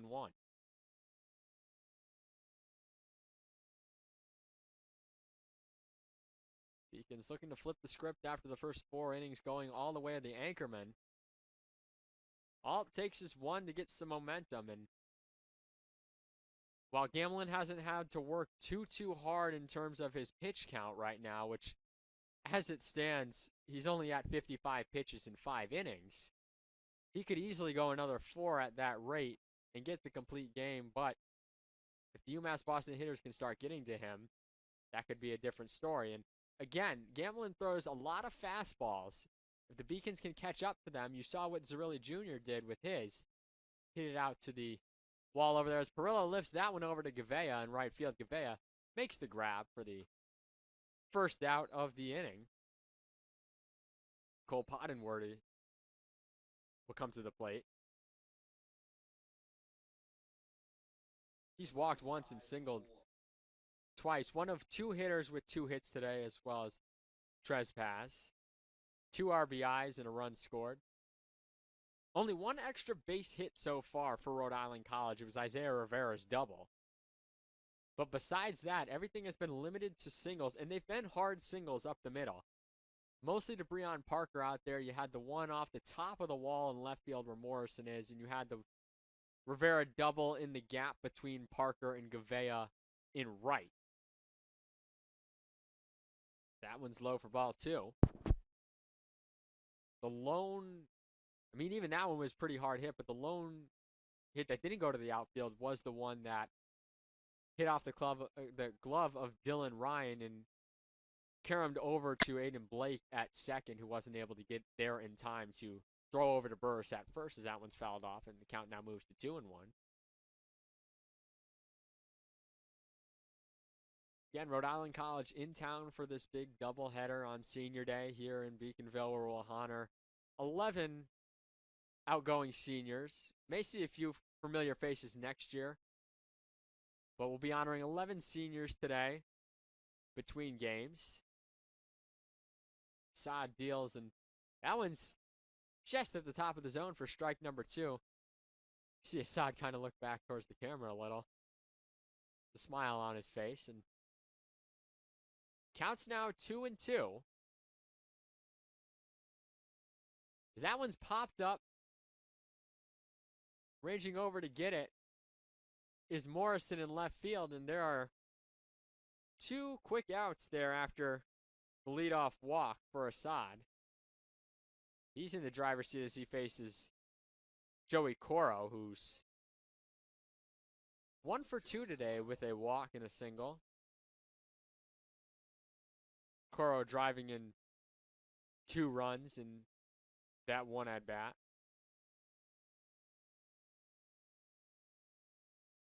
It's outside for ball 1.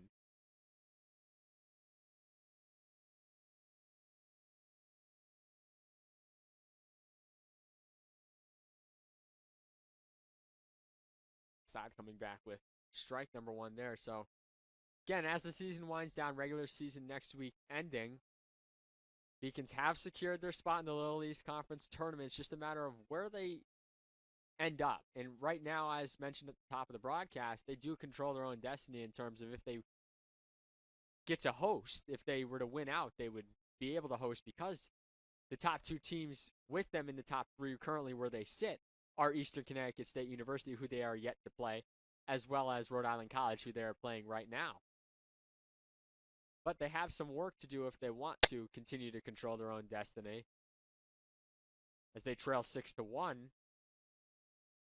But maybe a little bit of a shift in momentum, as Zerilli Jr. had that big home run in the bottom of the 5th inning off of Sean Gamlin, who I've mentioned it numerous times, but has been stellar so far through 5 innings. That's been his lone real mistake of the game, as Assad checks on the runner over there at first, and McElroy. Assad came into this inning, fell behind on the first batter in McElroy, walked him, and then has come back to get Perillo and Pottenworny for 2 straight outs here. That one's chopped over towards Metzdorf, but it goes just foul before the bag, and we'll do it all again with the 1-2 count. Pitch number 6 of the at-bat coming up here. Side coming into this at-bat had 9 strikes. Adds 4 more to his total after this with now 13.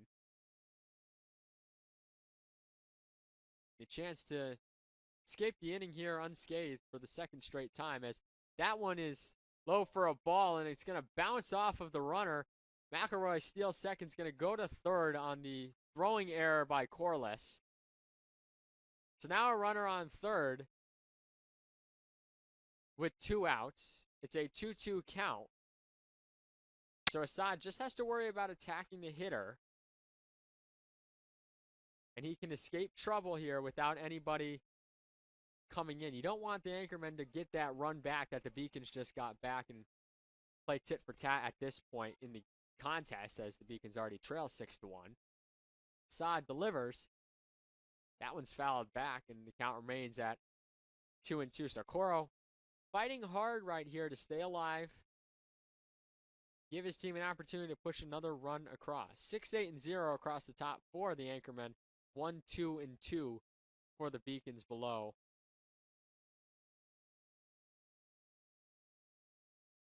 Of course, with the error just there on the throw, advancing the runner to 3rd, and then there was also an error in the 2nd inning on the drop foul ball. As that one's chopped right back to Assad. Assad going to throw over to Burst for the final out of the inning, and Assad escapes the runner on 3rd, who is stranded there in McElroy. Beacons coming to bat here, looking to get something going against Gamelin. We'll head to a quick commercial on the Beacon Broadcast Network, brought to you by LittleEast.tv.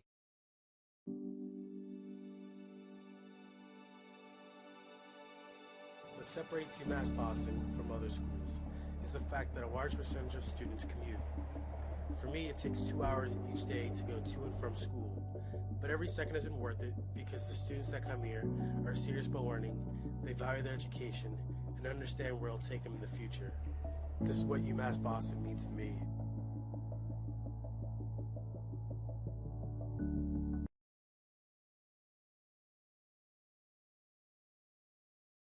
The University of Massachusetts Boston.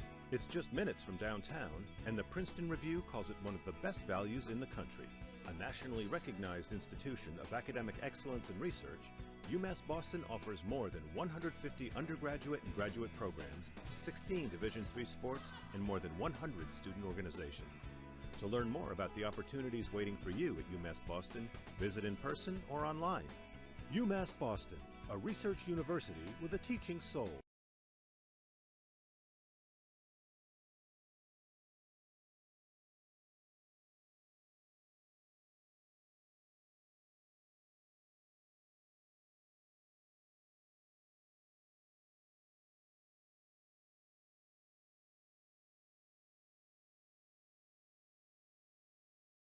Back here on the Beacon Broadcast Network, brought to you by LittleEast.tv for the bottom of the 6th inning. Beacon's trailing 6-1, but 2 clean innings from the defense, and a home run from Gianni Zerilli Jr. has made it that 6-1 game after the Anchormen struck for 6 straight runs over the first 4 innings, and Luke Levitt stepping in. Fouls that one off to the third base side. It's just going to get out of play and out of the reach of Perillo, who is playing third. Gamelin now, that was his 56th pitch, 42 for strikes. If you're keeping track at home, that's 42 strikes, 14 balls so far. He went into last inning with just 9, so you think about that, 9 through the first 4 innings. A little bit of a rough inning by Gamelin's standards today, throwing 4 balls in 1 frame there in the 5th. As he is quickly ahead 0-2 in the count to Luke Levitt. That one bounces in the dirt. Count moving to 1-2. Levitt popped out to the shortstop, Rivera, in his first and only at bat so far. That one's also fouled off, and Levitt staying alive here.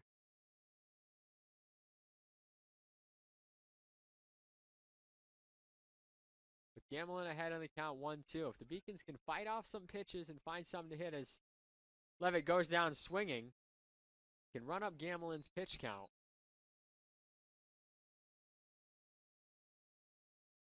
Just the fourth strikeout of the afternoon for Gamelin. Here in the 6th inning is Breon Parker. 3rd time through the order now for the Beacons coming up here.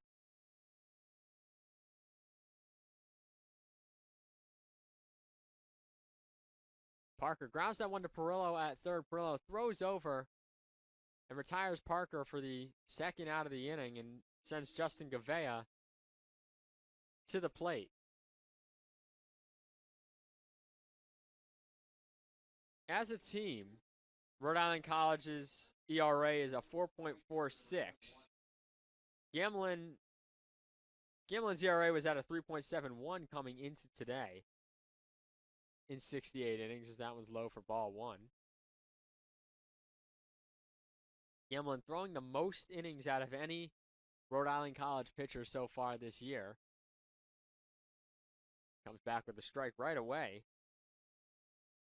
If we had advanced analytics to track how many first pitch strikes he has thrown, not only in this game but across the season, I would have to bet that that ratio would be pretty high, as they're going to say that Gavea went there.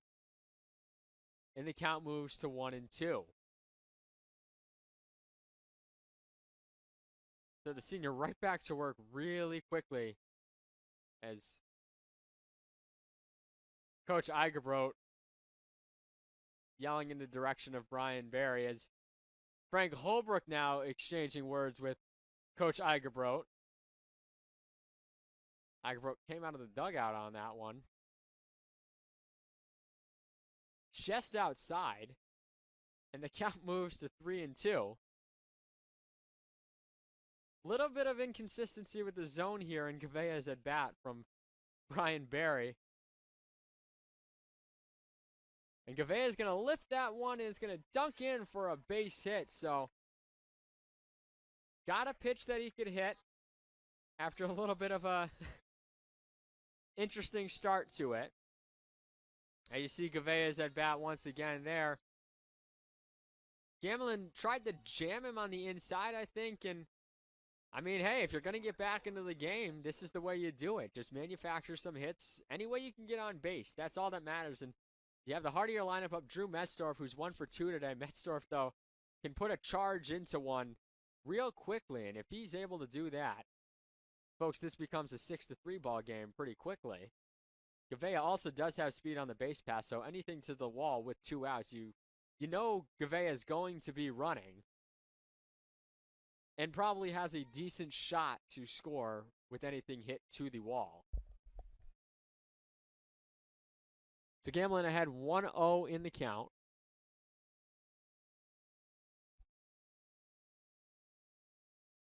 Gamelin checking on Gavea over there at first, and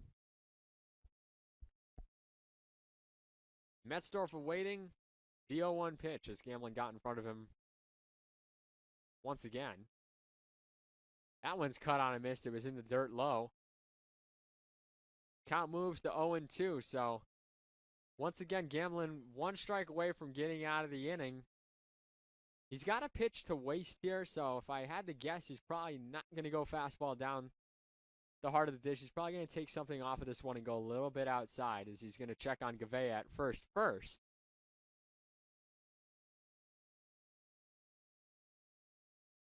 Before regrouping himself on the mound and getting ready to face Metzdorf on an 0-2 count. Gamblin delivers, and that one's low, but it's fouled off by Metzdorf. So you saw he went with the low pitch there because he had something to waste. And if you're Drew Metzdorf in the box right now, you got to think Gamblin's probably going to come up with a high heater here after throwing him 2 pitches down low.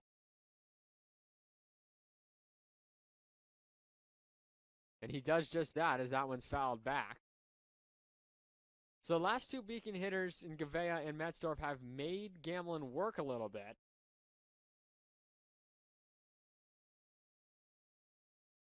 As this will be pitch number 71 for Gamblin here in just the 6th inning. Checking over on Gavea at first again. Gavea is a threat to run, but in this situation with 2 outs and 2 strikes, just attack the hitter would be the simplest approach as Gamblin goes right back to the heater down the middle, and he gets Metzdorf swinging. Couldn't catch up to that one. No runs, 1 hit, no errors, 1 left on base for UMass Boston. We head to the 7th inning. It is still 6-1 Rhode Island College. We'll take a quick commercial here on the Beacon Broadcast Network, brought to you by LittleEast.tv.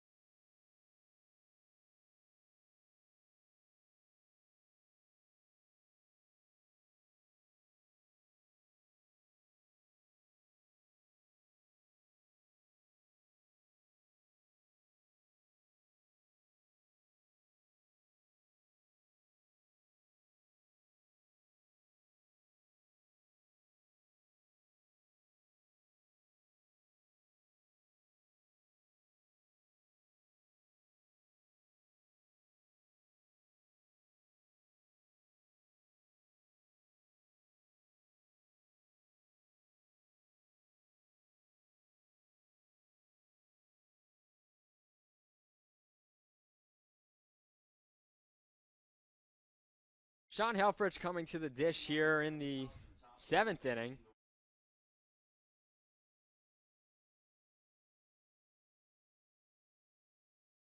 Beacon's trailing 6-1 right now. Helfrich 0 for 3 on the day, just 1 of 3 hitters for the Anchorman without a hit, as that one's outside for ball 1.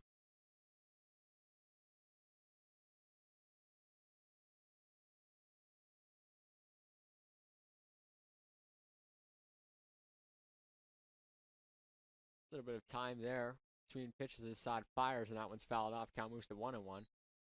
Quick update on the men's lacrosse side of things. Western Connecticut leading 11-1 over Salem State. So as of right now, unless something changes there,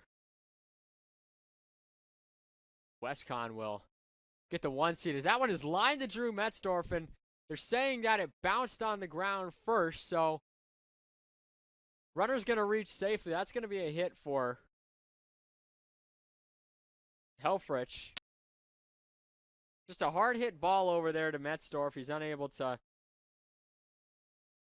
get the throw over, but a nice diving stop to keep it in front of him.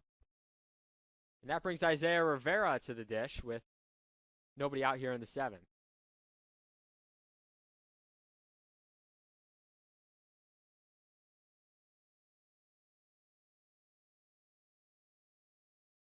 outside for ball number 1.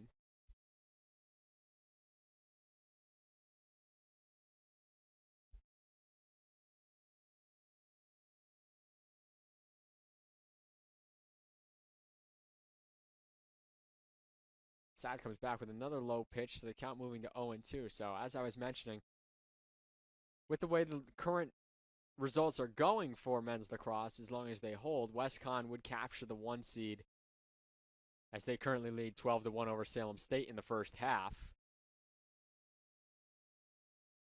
That one's in there for a strike. That was the Salem State team that UMass Boston beat earlier this year, 33-2, setting a program record for most goals in a single game. So WestCon would capture the 1. Keene State then still a chance that there's a split there. That one's in there for a strike if Plymouth State wins their game later on tonight. And if Keene State were to lose later on, then you would see a 3-way tie for 2nd through 4. That one's hit into left field. Going over to get it is Morrison. Near the line, makes the grab, and there's 2 away. Helfrich remaining on first, and Ian Chili coming to the dish with 1 away. Then, of course, in that game that decides the 6th seed right now, Eastern Connecticut has opened up a 16-7 lead on Southern Maine with 9 minutes to go. Which means as long as UMass Boston remains in the 3 slot, which again, as I mentioned before, seems very likely, they hold the tiebreaker over Plymouth State as is, so they cannot slip below the 3. Could potentially move up to the 2nd due to goal differential with tiebreakers. But heavily likely they'll remain in the 3, and they play the winner of that Southern Maine East Con game, and right now, as it stands, it would be East Con coming back to James Cotter Field on Tuesday at noon. Beacons finished out their home schedule against the Warriors on senior day, beating them 23-9, which helped solidify that spot in the standings. We're coming off of 2 rough road losses to the top teams in the conference in WestCon and Keene State, as Cirilli Jr. steps on second, gets the out, throws over to first.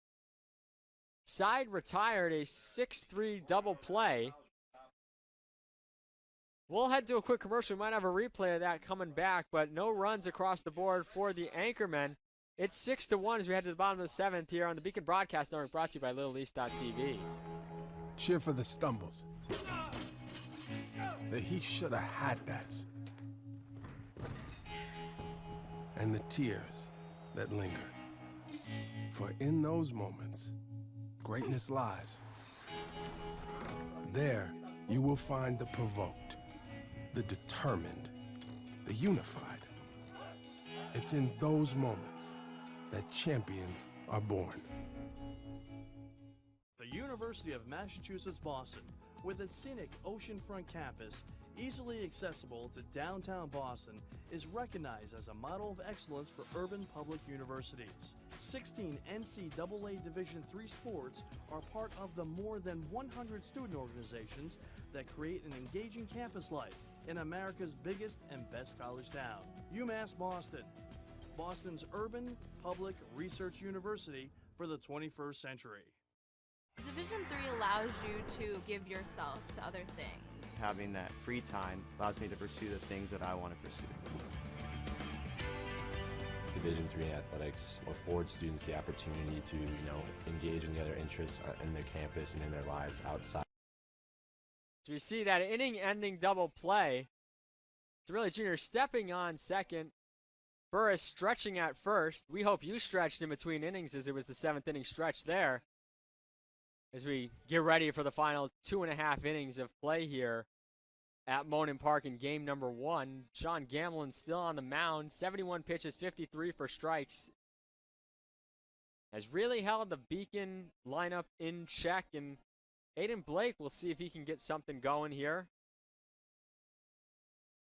in the 7th inning. Time running out in game number 1 for the Beacons to make something happen. That first pitch is in there for a strike. Gamblin ahead of another hitter. Southern Maine against Keene State has gone final on the baseball side in game number 2, 10-6. So Southern Maine sweeping that doubleheader as they check over to first and they say Blake went. So the count quickly 0-2. Castleton and Westcon still in action right now in game number 2. They're tied at 0 in the 4th inning as that one's fouled off by Blake. Count remains 0-2.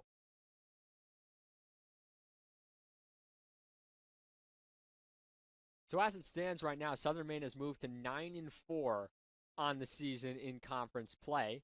They are 14-17 overall. As Blake lifts that one into the gap between center and right, but moving over to grab it is Santerre, the speedy Santerre, able to grab it for the first out of the inning. You see right here, Blake put a charge into that one, into the, what looked like was the hole, but Santerre able to range over, make the grab, and there's one out here for Craig Corliss. So Southern Maine with that doubleheader sweep as that one's low for a ball. At 9-4 now in conference play, if the Beacons were to split today, they would drop into 4th place in the standings due to them being swept by the Huskies earlier this year. So a lot of moving parts in this one where 2 wins move you up to the top seed. 1 win moves you potentially, 1 loss moves you potentially to the 4 spot. Is they're going to say Corliss went on that. Count moves to 1-2. And then you have UMass Dartmouth in 5th place after their split today at 6-7. Castleton currently at 5-8. As Corliss lines that one up the middle, that's a base hit, and the Beacons have a runner on here with 1 out for the first time in this game. All their hits have come with 2 outs up to this point. So a 1-out hit. I mean, and Aiden Blake came very close to even having himself an extra base hit, but Santerre ranged over to make a great grab. So the first 2 batters of the inning for UMass Boston have put good metal onto the ball. Burris now looking to potentially bunt. He is speedy. He could potentially beat something out if he does. Perillo was ranging in. Perillo not the fastest of runners either. So if you can push it down the third base line, Burris in that batter's box has the potential to reach safely as Gamblin checks on the runner over there.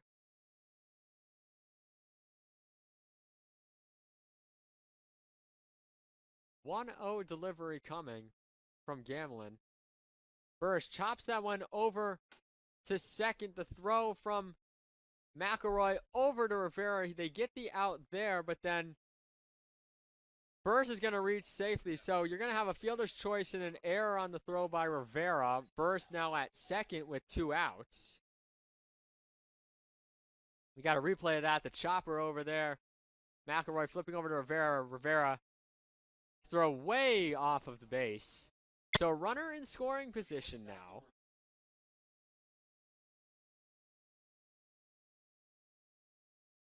Corliss put out 4-6. Burris on second now.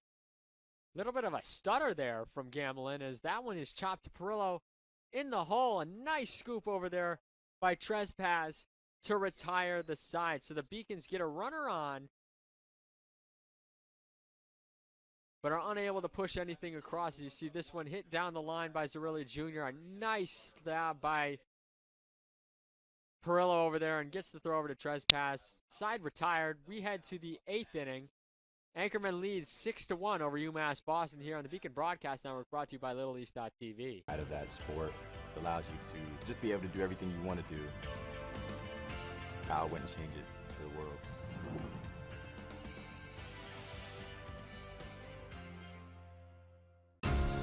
Moving from Turkey, it was a rough journey for me because when you don't really speak the language that well and when you don't really fit in the crowd, it's very easy to disappear. But I decided not to give up, so, and UMass helped me. UMass Boston was my first choice because when I came to the campus, I saw that there was a lot of diversity. There's a lot of people. Here there is a lot of international students, so it's really cool to meet people from different countries, different parts of the world. I'm Julia Murphy. I'm from Canton, Massachusetts. I'm Olivia Murphy. I'm from Canton, Massachusetts. We're sisters. We're sisters. I play volleyball and she plays basketball. Here they have a freshman success community. So each major has their own community that you can join as a freshman, and you take classes with them, you do study groups with them. So it was really helpful getting to know people in your major right away. So in health exercise sciences, we have an internship at the end, so it's so much better to have like an advisor helping you out, like telling you which classes to choose.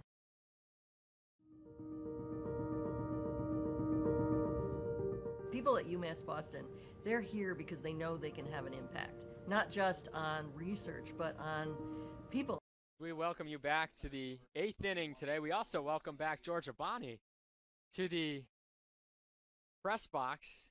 Ali Albano was on replay for a bit while Georgia lifted with her team, women's soccer, getting ready for their fall season in a few months from now. That pitch is low for ball number 1 to Cameron Santier.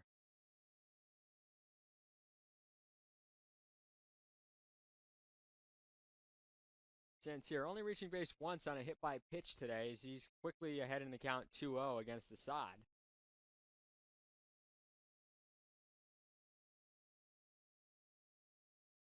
Have about a 30 to 40 minute, might be a little bit of a longer break in between games today due to the ceremony going on for senior day as Santier skies that one into left field. Morrison comes on to get it on a hop, and Santier on with his first hit of the game. It's a base hit to lead off the 8th inning. As I mentioned before, Santier very speedy with 46 stolen bases, so Corliss will have to watch for him running here, potentially. With Daniel Trespass stepping into the box, who just made a nice stab on a great throw from Cal Perillo near the line as the side checks on the runner at first. Santier back safely. Bursch trying to keep him close here.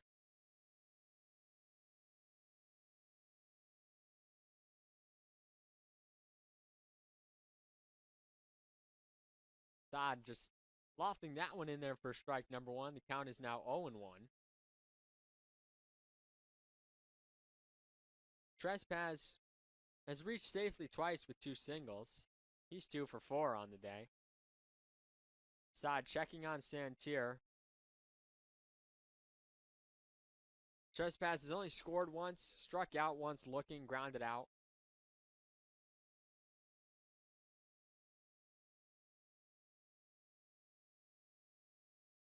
A 1 count here as Santier taking off, and he got him. Just the 3rd time this year Cameron Santier has been thrown out. It was tight, but Santier is caught stealing. 2-6.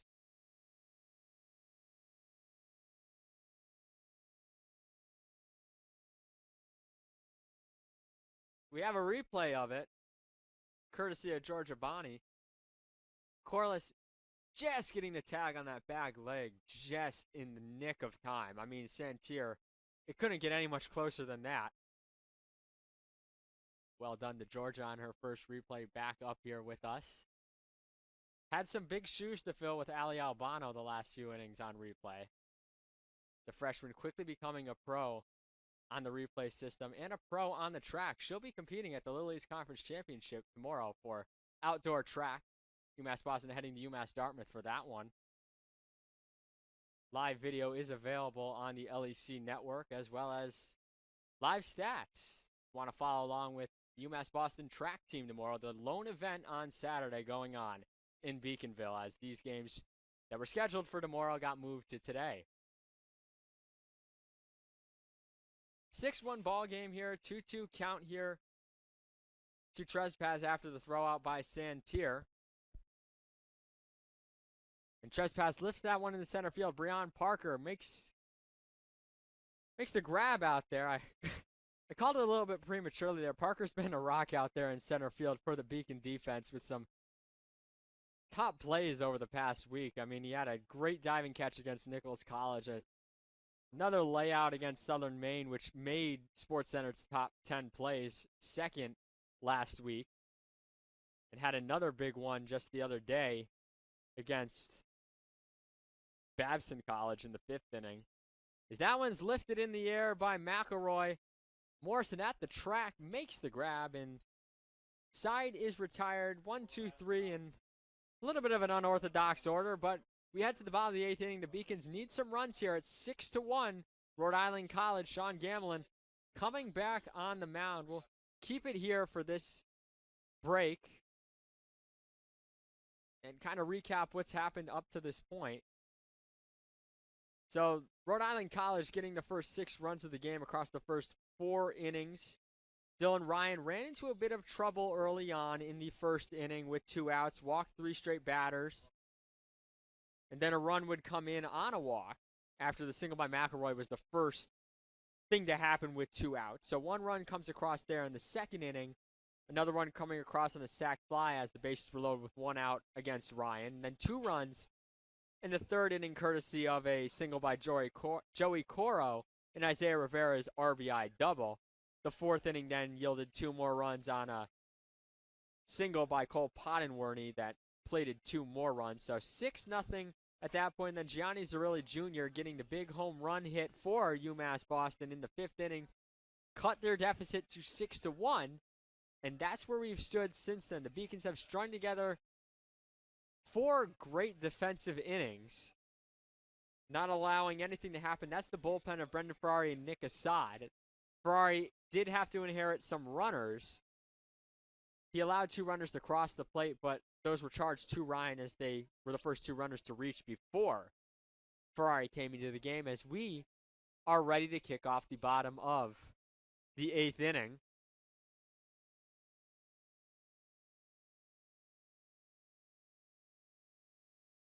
Is Joey Morrison coming to the dish?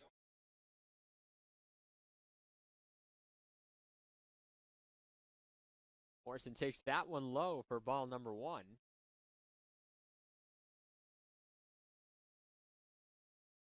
Morrison, like many of these Beacon hitters, have been a victim of a masterful performance so far for Sean Gamelin. Morrison 0 for 2 after a 6 RBI day yesterday, and he's got a 1-1 count right now as Morrison swings at that one. It's going to go off Gamelin's glove. Morrison hustling down the line. That's going to be a 1-5-3 putout. Right place, right time if you're Cal Perillo. Get the out there.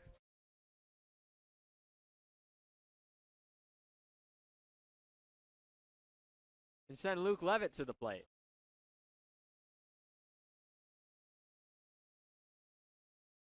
Levitt 0 for 2 on the day with a pop out and a strikeout. So much mentioned again of Gamelin's ability to strike batters out. He's only got 5 so far today. He's at 85 pitches, as that one is in there for a strike count moves to 1-1.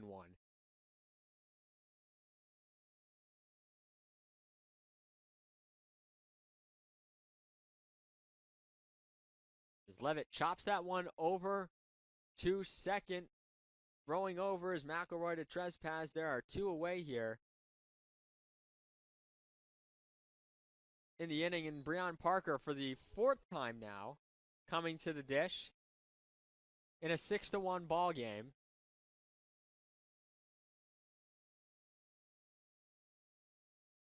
Sean Gamelin, 88 pitches now, and he's 4 outs away from what would be a complete game if they decided to, and I don't even see anybody in the bullpen for Rhode Island College. I'm not even honestly sure if there's anybody in there at all. I see a few heads popping out there in right field, but pretty easy day, or game 1 at least, for the bullpen. As Gamelin fires that one low for a ball, count 1-1.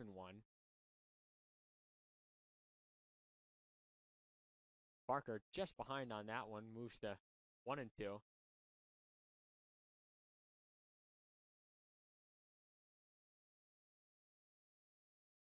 Again, Parker 0 for 3 on the day with 2 flyouts and a ground out.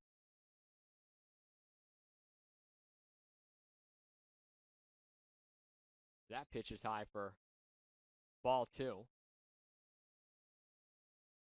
They've gone final down in Willimantic. It's 19-8, the final score for men's lacrosse. So Eastern Connecticut State gets in as the 6th seed as long as the men's lacrosse team holds at the 3 spot, as that one's lined into left field. Coro makes the grab. Side is retired. But as I was mentioning, as we head to the 9th inning, men's lacrosse currently locked in at the 3 seed with the potential to move up. WestCon leads Salem State University 14-1. So at this point in the second half, they're leading by 13 goals. They look to be in control of getting that top seed in the tournament, which still leaves the 3-way tie up for grabs. But nonetheless, as long as the Beacons hold at the 3 spot for men's lacrosse, they will take on Eastern Connecticut State University next Tuesday at noon at James Cotter Field, and then move on over to the semifinals if they were to defeat the Warriors. That would be on the road on Thursday. And then the finals are on Saturday, and it's anybody's guess where that is, depending on how everything shapes up. So you've got them playing right now, or getting ready to play, and you've also got the final week of softball season. We just saw UMass Boston softball in a non-conference doubleheader against Curry College yesterday. They fell in both of those games.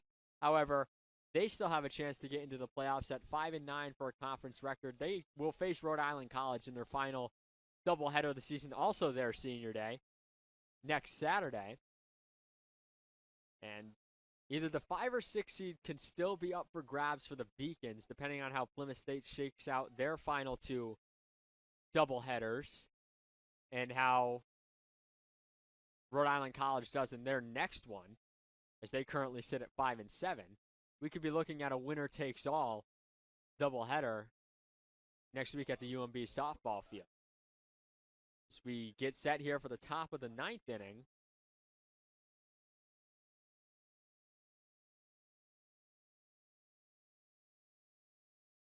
Cal Perillo at the dish, the cleanup hitter. Perillo 0 for 2 on the day, and that one is chopped off the rosin bag. I mean, it was going up the middle anyways, but it was redirected, so into center field it goes. Perillo on with his first hit of the afternoon.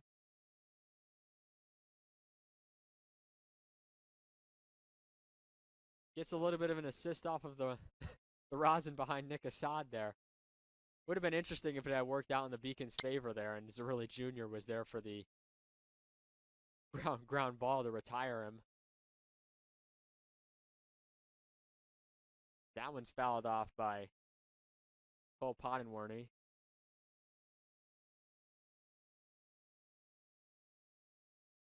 Just past 6 o'clock here in game number 1. We're in the top of the 9th, moving pretty steadily right now through game number 1. Game number 2 will follow, as that one's lined into right field. It's going to be a base hit for Pottenworthy.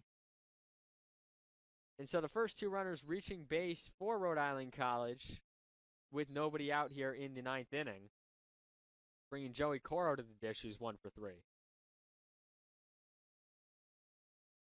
This will be Assad's 50th pitch of the game. He has thrown, this is his 4th inning of work.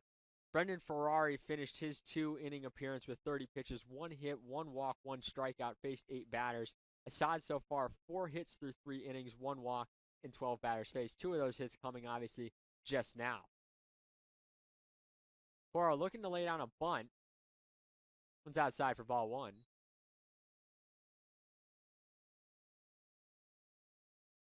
So with a 5-run lead, Anchorman trying to supplement it a little bit more. Coro looking to maybe sacrifice the runners over to second and third with 1 out and put 2 in scoring position with a chance to get the bottom of the order plating a couple more and put this game away. It's never over till it's over, as we saw the Beacons against MIT earlier this year come back from 7-3 down in the 9th inning in their first game of the season. But the Bats have struggled against Sean Gamelin today. They've struggled in the last few games at home, this one and the Babson game. Again, they got going against Plymouth State yesterday, and they were hoping to keep the momentum going. It hasn't been the case in game number 1, at least. Now, if, like I mentioned, the Beacons were to split this doubleheader, they drop into a tie with Southern Maine, but by virtue of the tiebreaker, they would fall to the 4th spot for the time being. They would still trail by Rhode Island College in the event of the split by 2 games. That one's in their first strike. And then you have Eastern Connecticut at 10-3, so a sweep of them would ideally put you 1 game ahead of them as well if Eastern Connecticut was to win out other than that doubleheader. Just a lot at play here, but UMass Boston with a lot of work to do as that one's going to be lined into left field now. Morrison coming on to grab it. That's a base hit. Runner coming around third, and Perillo, he scores, and it's a 7-1 ball game. As an RBI single by Joey Coro brings home Cal Perillo. Anchorman now leading 7-1.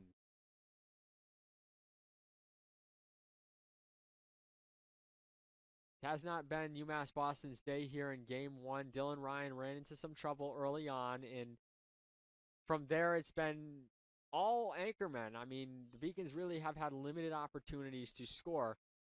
As we're going to get a pitching change here coming in from the right field bullpen. A nice zoom in there by our camera operator, Sarah St. Cern. It's Jackson Snyder, the junior, coming into pitch. One of our other Beacon Broadcast Network workers for most of the season. Came into the office earlier today. I asked him, Jackson, you want to come on color with me during the game? He's like, I'd love to, but at the same time, no. And we see why, as he's going to pitch here in the 9th inning of this one. This will be Snyder's 15th appearance of the season. 6.75 ERA coming into the day with 14 2/3 innings pitched. 18 hits, 15 runs, 11 of them have been earned. 12 walks and 12 strikeouts. He's given up 8 extra base hits. Opponents batting at .290 against him. The UMass Boston pitching staff as a whole has had its moments where it's looked really good and had its moments where it's not looked so good. They currently are pitching at a 5.12 ERA clip. The starters for the Beacons and Dylan Ryan, they're number 1, and then number 2 being Ross Dexter for the most part. And then you have your midweek starter of Tim Cianciello, have really held down the fort, but the bullpen has struggled at times mightily in situations where it's been a close game or they have a chance to keep the game close or keep their team in front. But seeing, again, with it being down the stretch, momentum is everything, as you see with a lot of teams going into the conference tournament. And so even though they've been struggling right now, you kind of retool things and see how things work towards the end of the year, and you can suddenly shift everything going into next week's tournament, because the Beacons are guaranteed to be in the week after's LEC tournament after their win at Plymouth State yesterday. It's just a matter of where they will shake out on the seeding side of things. So Snyder will not be obviously responsible for those 2 runners on. Those will be Nick Assad's. So Assad currently charged with 1 run so far. Could be charged with up to 3. Rhode Island College, 7 runs, 13 hits, 1 error so far today. UMass Boston, just 1 run, 4 hits, 2 errors. If everything holds, pretty straightforward. Dylan Ryan's going to take the loss in this one, and Sean Gamlin would get the win and move to 7-1 if everything holds as it currently is right now. As we have a shift on, it looks like. As that one's fouled off by Sean Helfrich. Gianni Zerilli Jr. just ran all the way from shortstop to cover third as the pitch was coming in. Metzdorf in on the lip of the grass / turf. And now Zerilli Jr. moving back over towards second base. They maybe were expecting a steal. Very interesting move there, as all that grass out there on the left side with Zerilli Jr. moving over could have paid huge dividends for the Anchormen.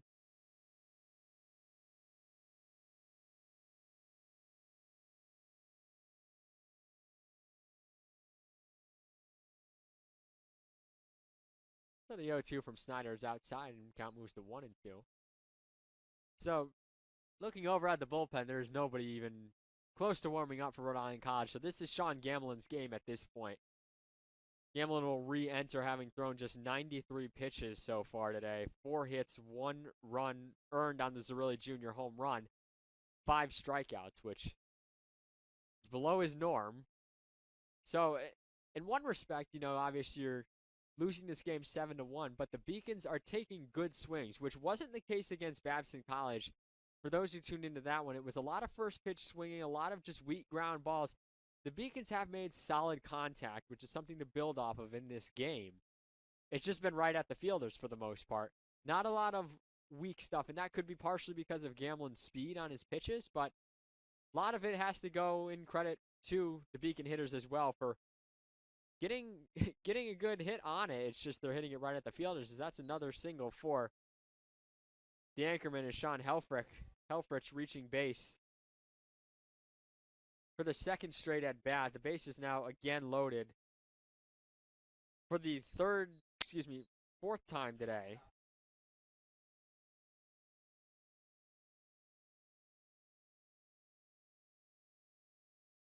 Beacons looking to escape further damage and see if they have any sort of rally in them in the bottom of this inning.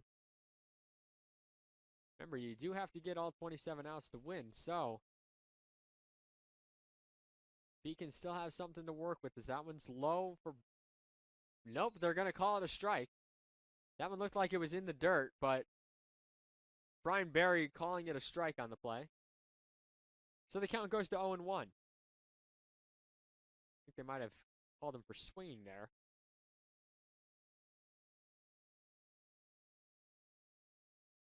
That one's grounded over to Burris at first. He goes home for 1. Corliss makes the grab back to first. He's safe. That's a close play there. It is a fielder's choice, so the run, obviously not scoring, goes down 3. Goes down 3-2 on the fielder's choice. Looks like we have a replay of it too coming up here.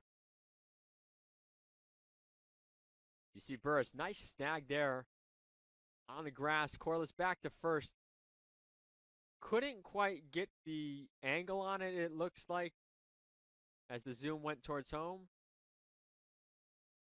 Yeah, I mean, that's bang bang. It actually looks like Burris got the out. Kind of hard to tell because the camera was moving back in that direction right as the play happened. Brendan Eigebrod out talking to the first base umpire and Matt Ball.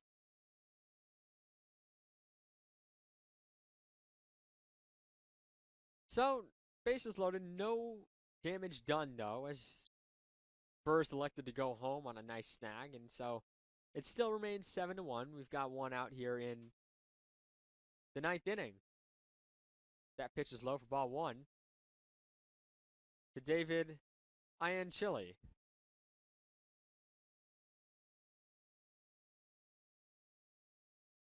Ianchili 1 for 4 on the day with a single back in the 2nd inning. 1-0 delivery in there for a strike. Started out pretty sunny here at Monin Park. Temperature right around 60 degrees. It's dropped off a little bit. Clouds have taken over as, again, we are expecting rain. Not tonight. We'll be able to get both games in just fine, so don't you worry. We'll bring you 18 innings of Beacon baseball this evening, but rain coming in tomorrow and Sunday and for a good portion of next week on and off. Snyder behind in the count, 2-1 here with 1 out. Bases full of Anchormen. Another nice snag by Corliss, as he's had to make some good stops behind the dish on some Beacon pitchers' pitches that have just been outside of the zone and low. He's made some good stabs to keep the runners held up where they are. That one's in there for a strike, and now we got the count full. Snyder, you can call him a dual sport athlete of some sorts, on the mound and in the broadcast booth with us, doing all sorts of production work for us. Same with Malik Lorquette, who's here, and Ali Albano and Georgia Bonney and the rest of the crew. Elena Albano just walked in a few minutes ago. Her and the women's tennis team are preparing for the NCAA tournament in just about a week from now. They have one more tune-up match next week against Endicott College on Tuesday. The first time Beacons women's tennis will be heading to the NCAA tournament. First title in the 25-year history of the program this past fall as Snyder walks in a run. And it's an 8-1 ball game now.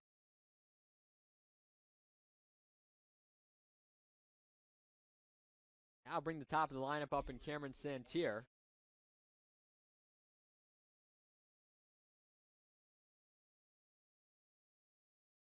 Santier mowed down by Corliss on the attempted stolen base just an inning ago. Only his third time being caught stealing this year. He was 44 for 46 this year. Now 0 for 1 at Monin Park this year.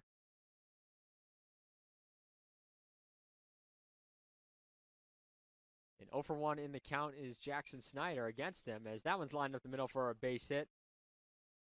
2 more runs gonna score as Parker throws that one in. And it's a 2 RBI single for Cameron Santier, and the Anchormen have opened up now a 10-1 lead here in the 9th inning. 4 runs coming across the plate. 3 of them charged to Nick Assad. That last one was the first one charged to Snyder. And still only 1 out in the inning. Of course, I did mention earlier on the mercy rule with 10 runs, but we still play the rest of the inning out if it were to get to 10 runs, and it is the 9th as is. That one's in there for a strike, so we'll get a full 9 innings in no matter what here.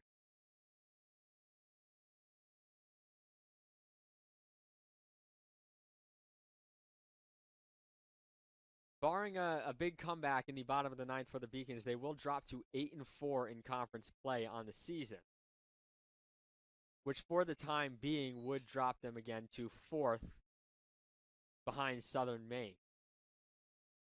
The rest of the top 6 teams are UMass Dartmouth at 6-7 and Castleton at 5-8, which I mentioned before. So still some breathing room between those teams, and obviously you have the game against UMass Dartmouth next week, which is a big one. All these conference games are big ones down the stretch for UMass Boston, who started 7-0 in conference play, have kind of fallen off since then. Have just, once that game against UMass Dartmouth, which they lost 7-2 here, they've had some trouble finding their footing in the batter's box, swinging the bats against conference opponents outside of yesterday's game against Plymouth State, and then today here against Rhode Island College. Another struggle offensively for them. And I mean, not to say that Sean Gamlin hasn't been quite impressive, because he has been. But in general, the Beacons bats have been struggling quite a bit over the past few games outside of the Plymouth State one. And they need to see if they can get them going. Get something, even if it's not winning this game, being down 9 runs now. But get some momentum going into game 2. String together a few hits as that one's fouled back. Count remains 2-2. Get a few, good hacks in there. Get a few runners on. Maybe get a run or 2 home. And build some momentum going into game 2 of this doubleheader, which is not every game is a must-win in conference play, but more so than not, this one is a must-win for the Beacons to stop this skid in conference play and get themselves in the right direction moving into the final week of the season and get that energy up.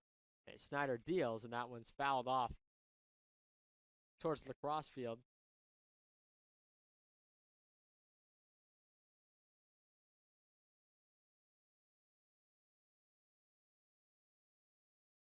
Always a fun time of year as you move towards playoffs. Lots of things to look at. And of course, the spring is different from most seasons, in which UMass Boston has their most sports playing out of any season at the moment, with lacrosse and baseball, softball, both track teams and whatnot, in men's tennis. That one's outside for ball count, moves full to 3-2. And they're all kind of staggered out. As I mentioned before, men's tennis just had their championship this past week. Track has theirs this weekend.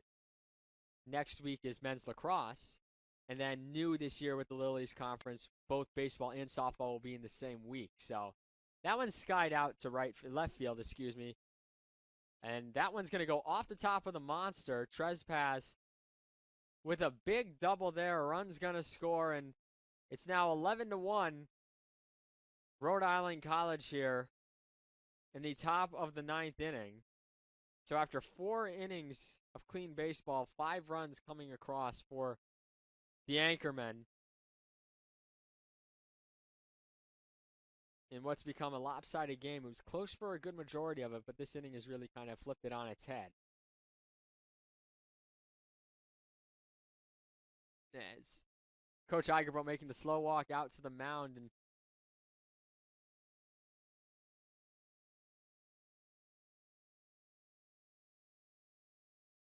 talking to Snyder, I haven't seen him make the signal to the bullpen yet. If he does, we'll keep it here and get you the next pitcher coming in for the Beacons. But it looks like it's more of a talk to Jackson Snyder just to kind of calm him down and see if he can get out of this inning.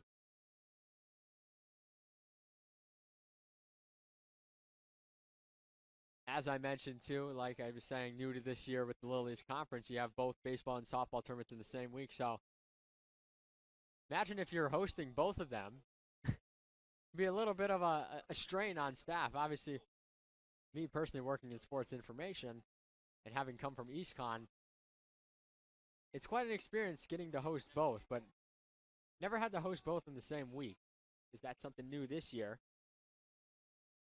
As Snyder is pulled from the game, and coming in is going to be one of our 11 seniors being honored, Alessio Presamarita, coming into the ball game, making that slow jog from center field.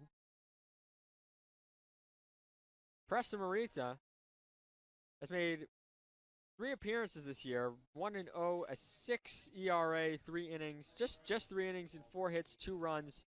Both earns, 2 walks and a strikeout. So limited appearances make that ERA a little bit higher because obviously you've worked less innings.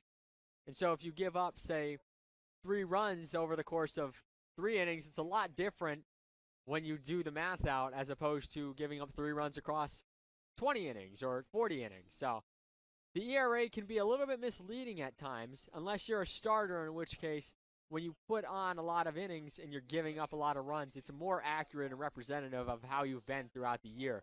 For a reliever like Alessio Presamarita, those numbers look a little bit different because that 6 ERA comes across just 3 innings of work in 3 appearances. So he's had 1 inning per appearance, and he'll try and get 2/3 of an innings here to finish off this game, which at the moment is an 11-1 ball game.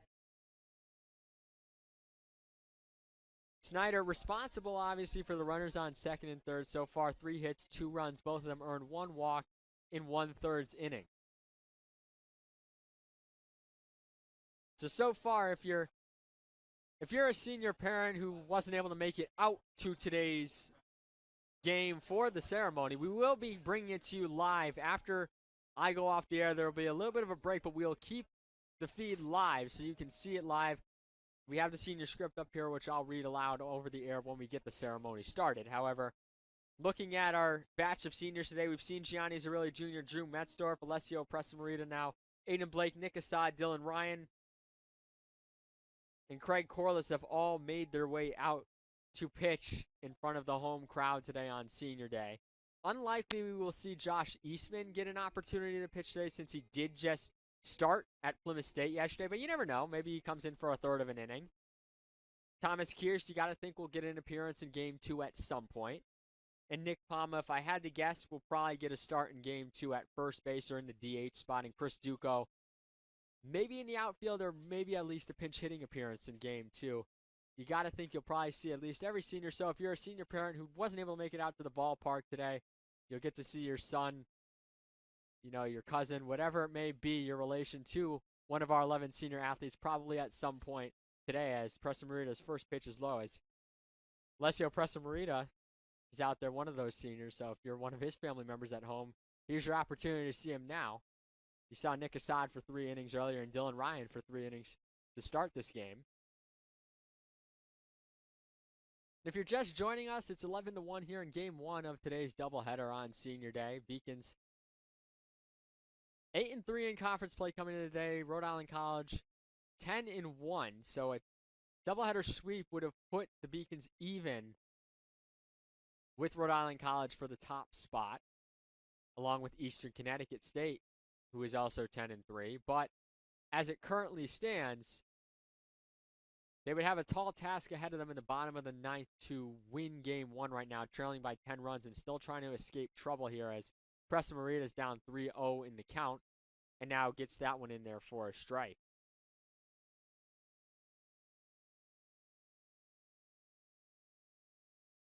Again, Game 2 will come probably, that one's ball 4. McElroy will reach base yet again, bringing Cal Perillo to the ditch. So like I mentioned, 30 to 40, 45 minutes probably between Games 1 and Games 2 as we honor the seniors. Between games, we will have that for you live on this stream, so don't go anywhere after this game. We are not going to go off the air.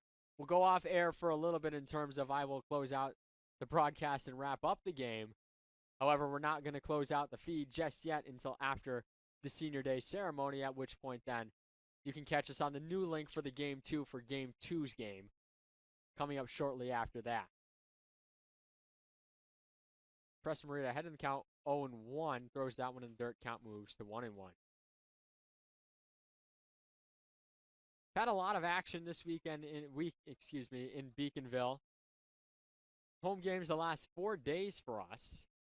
Starting on Tuesday with the softball doubleheader against Castleton, which they split. Then we had Babson College and Beacon baseball here. Metzdorf chops that one, fakes the tag over there at third against Trespaz. A run scores. It makes it 12-1. There's 2 outs in the inning. And Cole Pottenworny comes to the dish now in an 11-run ball game. Babson came to town. Beacon's baseball dropped that one 6-0. And then yesterday, Curry College coming for a softball doubleheader in which they swept UMass Boston in both of those games. We had a little bit of a delay due to rain and getting the field ready, but our facilities crew, our sports information crew, our softball players all did a great job of getting that field ready. And we only missed the start time by 15 minutes and were able to get both games in before the sun went down. And then today we obviously have the doubleheader between Rhode Island College and UMass Boston baseball. Before we don't have a home game until late next week, next Friday. When it comes to baseball side of things closing out their season, we do have men's lacrosse hosting potentially Eastern Connecticut State University. It's not official yet, as that one's going to be skied into left field. Morrison makes the grab and side retired. Head to the bottom of the 9th. Sean Gamlin coming out to finish off this game. We'll keep it here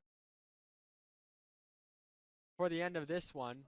As I was mentioning, the upcoming schedule. Next week you have really nothing at home for the Beacons. Lots of road non-conference games before they finish up conference play next weekend.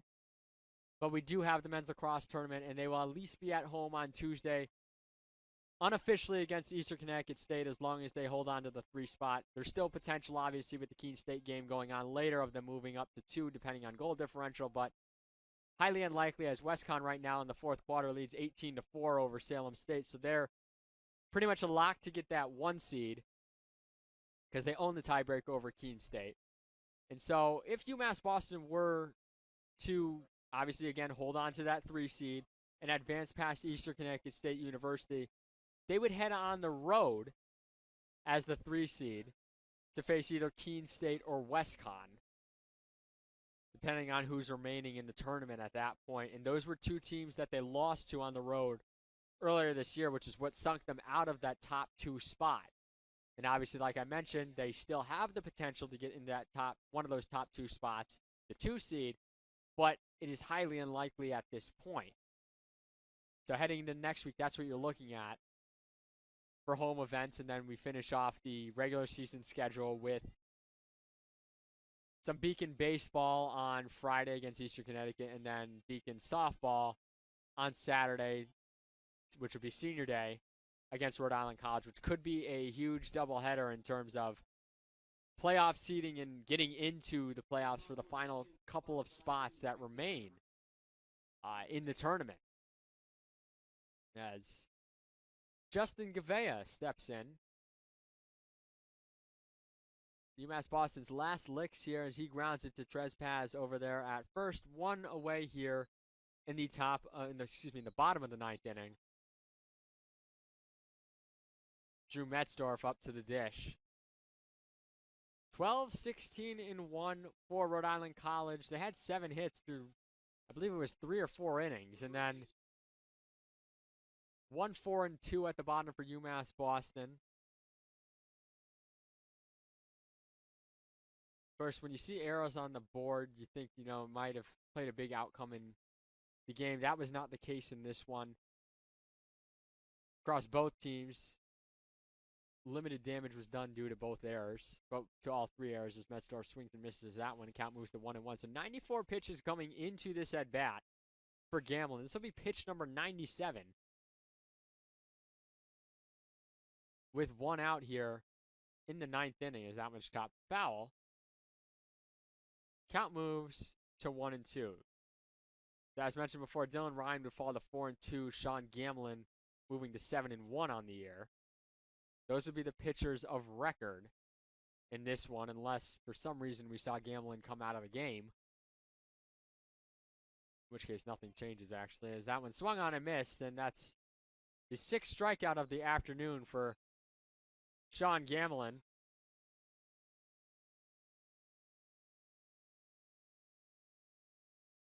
Two away here for Aiden Blake, as he'll look to keep the Beacons alive here against Gamelin. Gamelin currently at a season low for strikeouts this year in a game, tying his season low with Eastern Connecticut in his last outing at 6 strikeouts after that last one. Gamelin only went 7 innings in that one. Of course, working very efficiently today as he just crossed 100 pitches with that one. So 100 pitches with 2 outs in the 9th inning. Very good stuff from him today. As that one's low. And I mean, he has showed no signs of slowing down in terms of speed or velocity on any of his pitches. He's just firing it in there, pumping it down the middle with fastballs that these Beacon hitters have just not been able to catch up to today. And that's really been it. When the Beacons have gotten the bat on the ball, it's traveled at the fielders, but a lot of stuff hit in the air. It's just they're a little behind on all of it, and they're not able to lift it into the gaps or up the middle like Aiden Blake did right on cue as the Beacons stay alive here in the 9th inning, and Craig Corliss comes to the dish. Corliss 1 for 3 on the day. Again, another interesting number for the Beacons today. Only 1 runner has reached base with less than 2 outs, and that was Craig Corliss on his single earlier in this one. A crazy stat if you think about it. And the Beacons have had, I believe it's only 1 runner in scoring position as well, which was Boston Burst with 2 outs on a fielder's choice and an error. Outside of that, though, it's been Gianni Zarelli Jr. with the home run, and that's been the only thing that has blemished Gamelin's otherwise perfect day, as that's going to be a balk issued to Gamelin. I mean, looked like he was going to throw over and then just didn't. And he didn't step off, so there's the balk. Blake moves up to second. So, just as I mentioned, only 1 runner in scoring position today for the Beacons. They have their 2nd runner in scoring position of the afternoon. And Craig Corliss is now down to his last strike for the Beacons, 0-2 to Gamlin. Pitch number 105 for Sean Gamlin. The senior, an impressive performance here in game one, looking to close it out. Corliss not offering at that one. The count moves to 1-2. Haven't tracked it batter to batter, but I'm pretty sure I can count on one hand how many full counts and 2-2 counts Gamlin has gotten into in this game. I mean, he has been very efficient when it comes to balls and strikes. As Corliss lifts that one into right field, coming on to grab it. Looking to grab it is the right fielder, Sean Helfrich. And just like that, that game comes to a close. Game one going in favor of the Anchormen. 12-1 the final score. Final totals for this one, 12-16-1 for Rhode Island College, 1-5-2 for the Beacons. Rhode Island College moves to 24-11 on the year. Beacons dropping to 20-14, and then in conference play, Rhode Island College now 11-1, UMass Boston 8-4. So Rhode Island College right now in that top spot would be, they're currently in a position to be hosting the tournament as it would stand. So that's your final score from this one. It's 11-1. Excuse me, 12-1 the final. Sean Gamlin improving to 7-1 on the year. Dylan Ryan falling to 4-2. So we'll take a brief break right here. We're not going to go off air, though. Stick with us. We're about to have our Senior Day ceremony shortly. I've got the script. Our players up here already, our players. Well, they are our players, too. Our student athletes slash players slash camera crew slash everybody that does everything up here ready to go with the Senior Day ceremony, which will get underway shortly. I'm going to give my voice a break for a few minutes, though. And we'll bring it back here for the Senior Day ceremony shortly. But for now, enjoy some commercials courtesy of Malik Lorquette here in the Beacon broadcast booth. On their students. Cheer for the stumbles. The he shoulda had that's. And the tears that linger. For in those moments, greatness lies. There, you will find the provoked, the determined, the unified. It's in those moments that champions are born. The University of Massachusetts Boston, with its scenic oceanfront campus, easily accessible to downtown Boston, is recognized as a model of excellence for urban public universities. 16 NCAA Division III sports are part of the more than 100 student organizations that create an engaging campus life in America's biggest and best college town. UMass Boston, Boston's urban public research university for the 21st century. Division III allows you to give yourself to other things. Having that free time allows me to pursue the things that I want to pursue. Division III athletics affords students the opportunity to, engage in the other interests in their campus and in their lives outside of that sport. It allows you to just be able to do everything you want to do. I wouldn't change it for the world.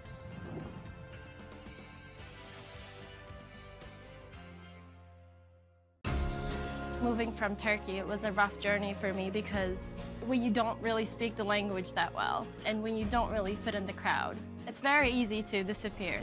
But I decided not to give up, and UMass helped me. UMass Boston was my first choice because when I came to the campus, I saw that there was a lot of diversity. There's a lot of people.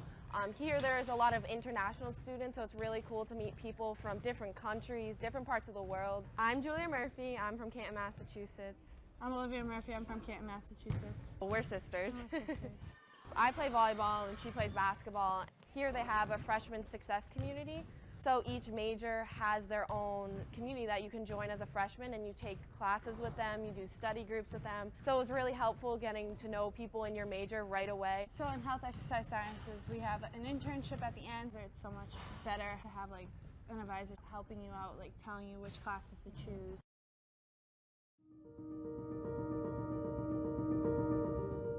People at UMass Boston, they're here because they know they can have an impact, not just on research, but on people, on their students. This is just a starting point. It only has potential to grow, and it has a big potential to grow up. You're really having a direct impact on people's lives, and you can see that now, and you can see that. And welcome back inside Monin Park. We are about to start our senior day ceremony. And our first senior will be number 3, Gianni Zerilli Jr. Zerilli Jr., since coming to Boston, has appeared in 98 games coming into today. This will be just his 99th, and assuming he starts in game 2, which we have to believe he will at shortstop, he'll be his 100th career game. And during his career, he's had a 279 average. Became the newest member of the 100 hit club, and also has 72 runs scored and 42 extra base hits in his Beacon career. You see him out there with his family. A great bunch of people as well. Got to meet them down in Florida. And now Drew Metzdorf, our next one. Been on the team for 2 years after transferring from Amherst and Plymouth State. He's played in 72 games as a Beacon and hit .339 with 93 hits, 71 runs scored, 65 RBIs, and a .657 slugging percentage. Another big year. Got to talk to him a little while. I got to talk to some of the staff who have said Metzdorf is looking to potentially play at grad school at some point. And Chris Duco, next one coming out there. He's been a versatile 4-year player for the Beacons. He's played in 63 games before tonight's games and had a career high 12 hits last year and finished with a .308 slugging percentage and registered a career best 4 stolen bases. Duco, another great guy who I had a chance to talk to at length down in Florida during the spring trip. One of the most welcoming people on this team. And we just saw him a little while ago, but Alessio Pressamarina is our 4th senior. He's made his presence known in and outside of the bullpen. He's appeared in 8 games this year. 8 games in 3 seasons. He's appeared 4 times this year, actually, now. After that last half inning that he did in the 9th inning. He's had 11 1/3 relief innings before today, so 12 now. 10 strikeouts. He's held opponents under 300 for average against. Connecticut guy, also where I'm from before moving up to the Boston area. You got Aiden Blake. Number 9, the next one coming out. He's been a driving force for UMass Boston since coming here, and he's appeared in 99 career games, so just hit number 100 today. Been in the starting lineup 97 times now after that last appearance, and got a career average of .331 with 112 hits and 84 RBIs. Entered today with a .565 slugging percentage, which is 5th best all time in program history. Another great guy who very welcoming in the spring. Me down in Florida with the team. Love to shout out some of these guys for characters they are off the field as much as they are players. They are people off the field too, and sometimes we forget to recognize that, and I like to make sure we do that. As Nick Assad, who appeared in game number 1, walks out, and in his only season with the Beacons, he's appeared in 7 games before today and had 15 strikeouts coming into today, made 5 starts as well. Best appearance was against Tufts, where he had 4 strikeouts and only allowed 2 hits. You see Assad going through the line there. Had some time to talk to Nick down in Florida as well. Battling an eye injury at the time, and it was super interesting to just hear about his journey through college. And now we see Dylan Ryan come out there. 29th career start in game number 1. 29 appearances. He was a starter 20 times. 5-5 career record, now 5-6 after game number 1. 113 innings of work coming in today, so 116 overall now, with 153 strikeouts entering play today. He's also ties him 4th all-time in program history, so now after today's performance, we'll move ahead of that 4th all-time mark.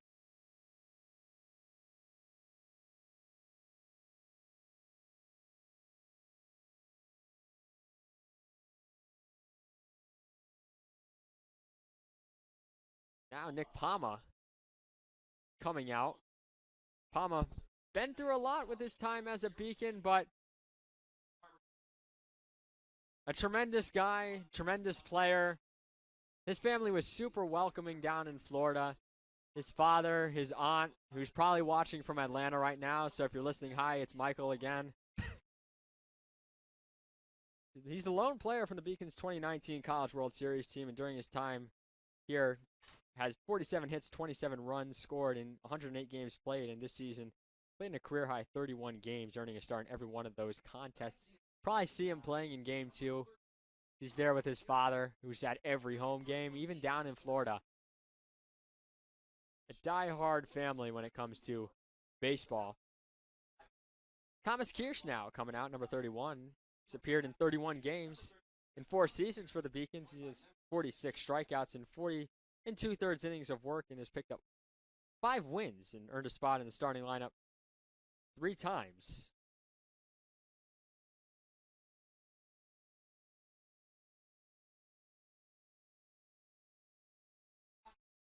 Now Josh Eastman, the beast from the Little East, as I like to call him. He's helped us at the Beacon Broadcast Network quite a bit this year. Like it says right here in the script, a presence on and off the hill while working for us. Battled through injuries to play in the final month of the season. 2 starts, both wins, 11 strikeouts combined. Eastman, partial tear in the UCL down in Florida, and you know, you would have thought his season was over, but nope. Eastman said, I'm coming back for more, and he's changed his approach, and he's looked pretty good in the 2 starts he's gotten since then. And be a pleasure to see how the rest of the season plays out for him. As Craig Corliss, the final senior of this afternoon, 3 seasons. He's had 108 hits, 308 career batting average, 41 extra base hits.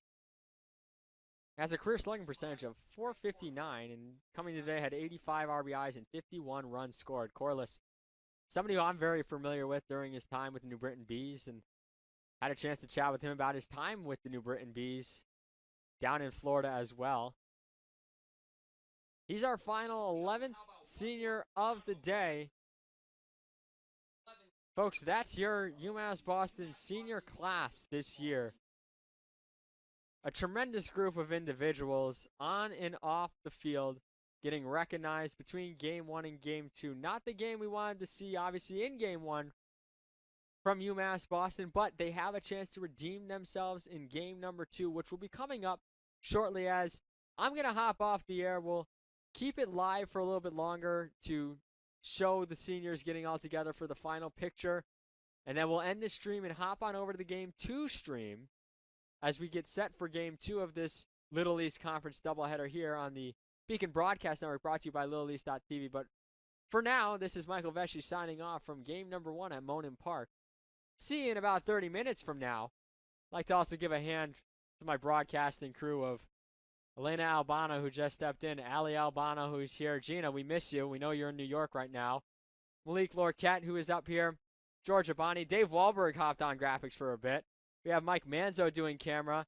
Sarah St. Surin up top, who's always been great on camera 1. And Margot Butters to my right here doing camera on the first base side. Some tremendous action from her, both on the rink this year and working for us this spring. And then we've got Elsa Vanacco over there and our PA announcer Todd and Addie Buddington doing music.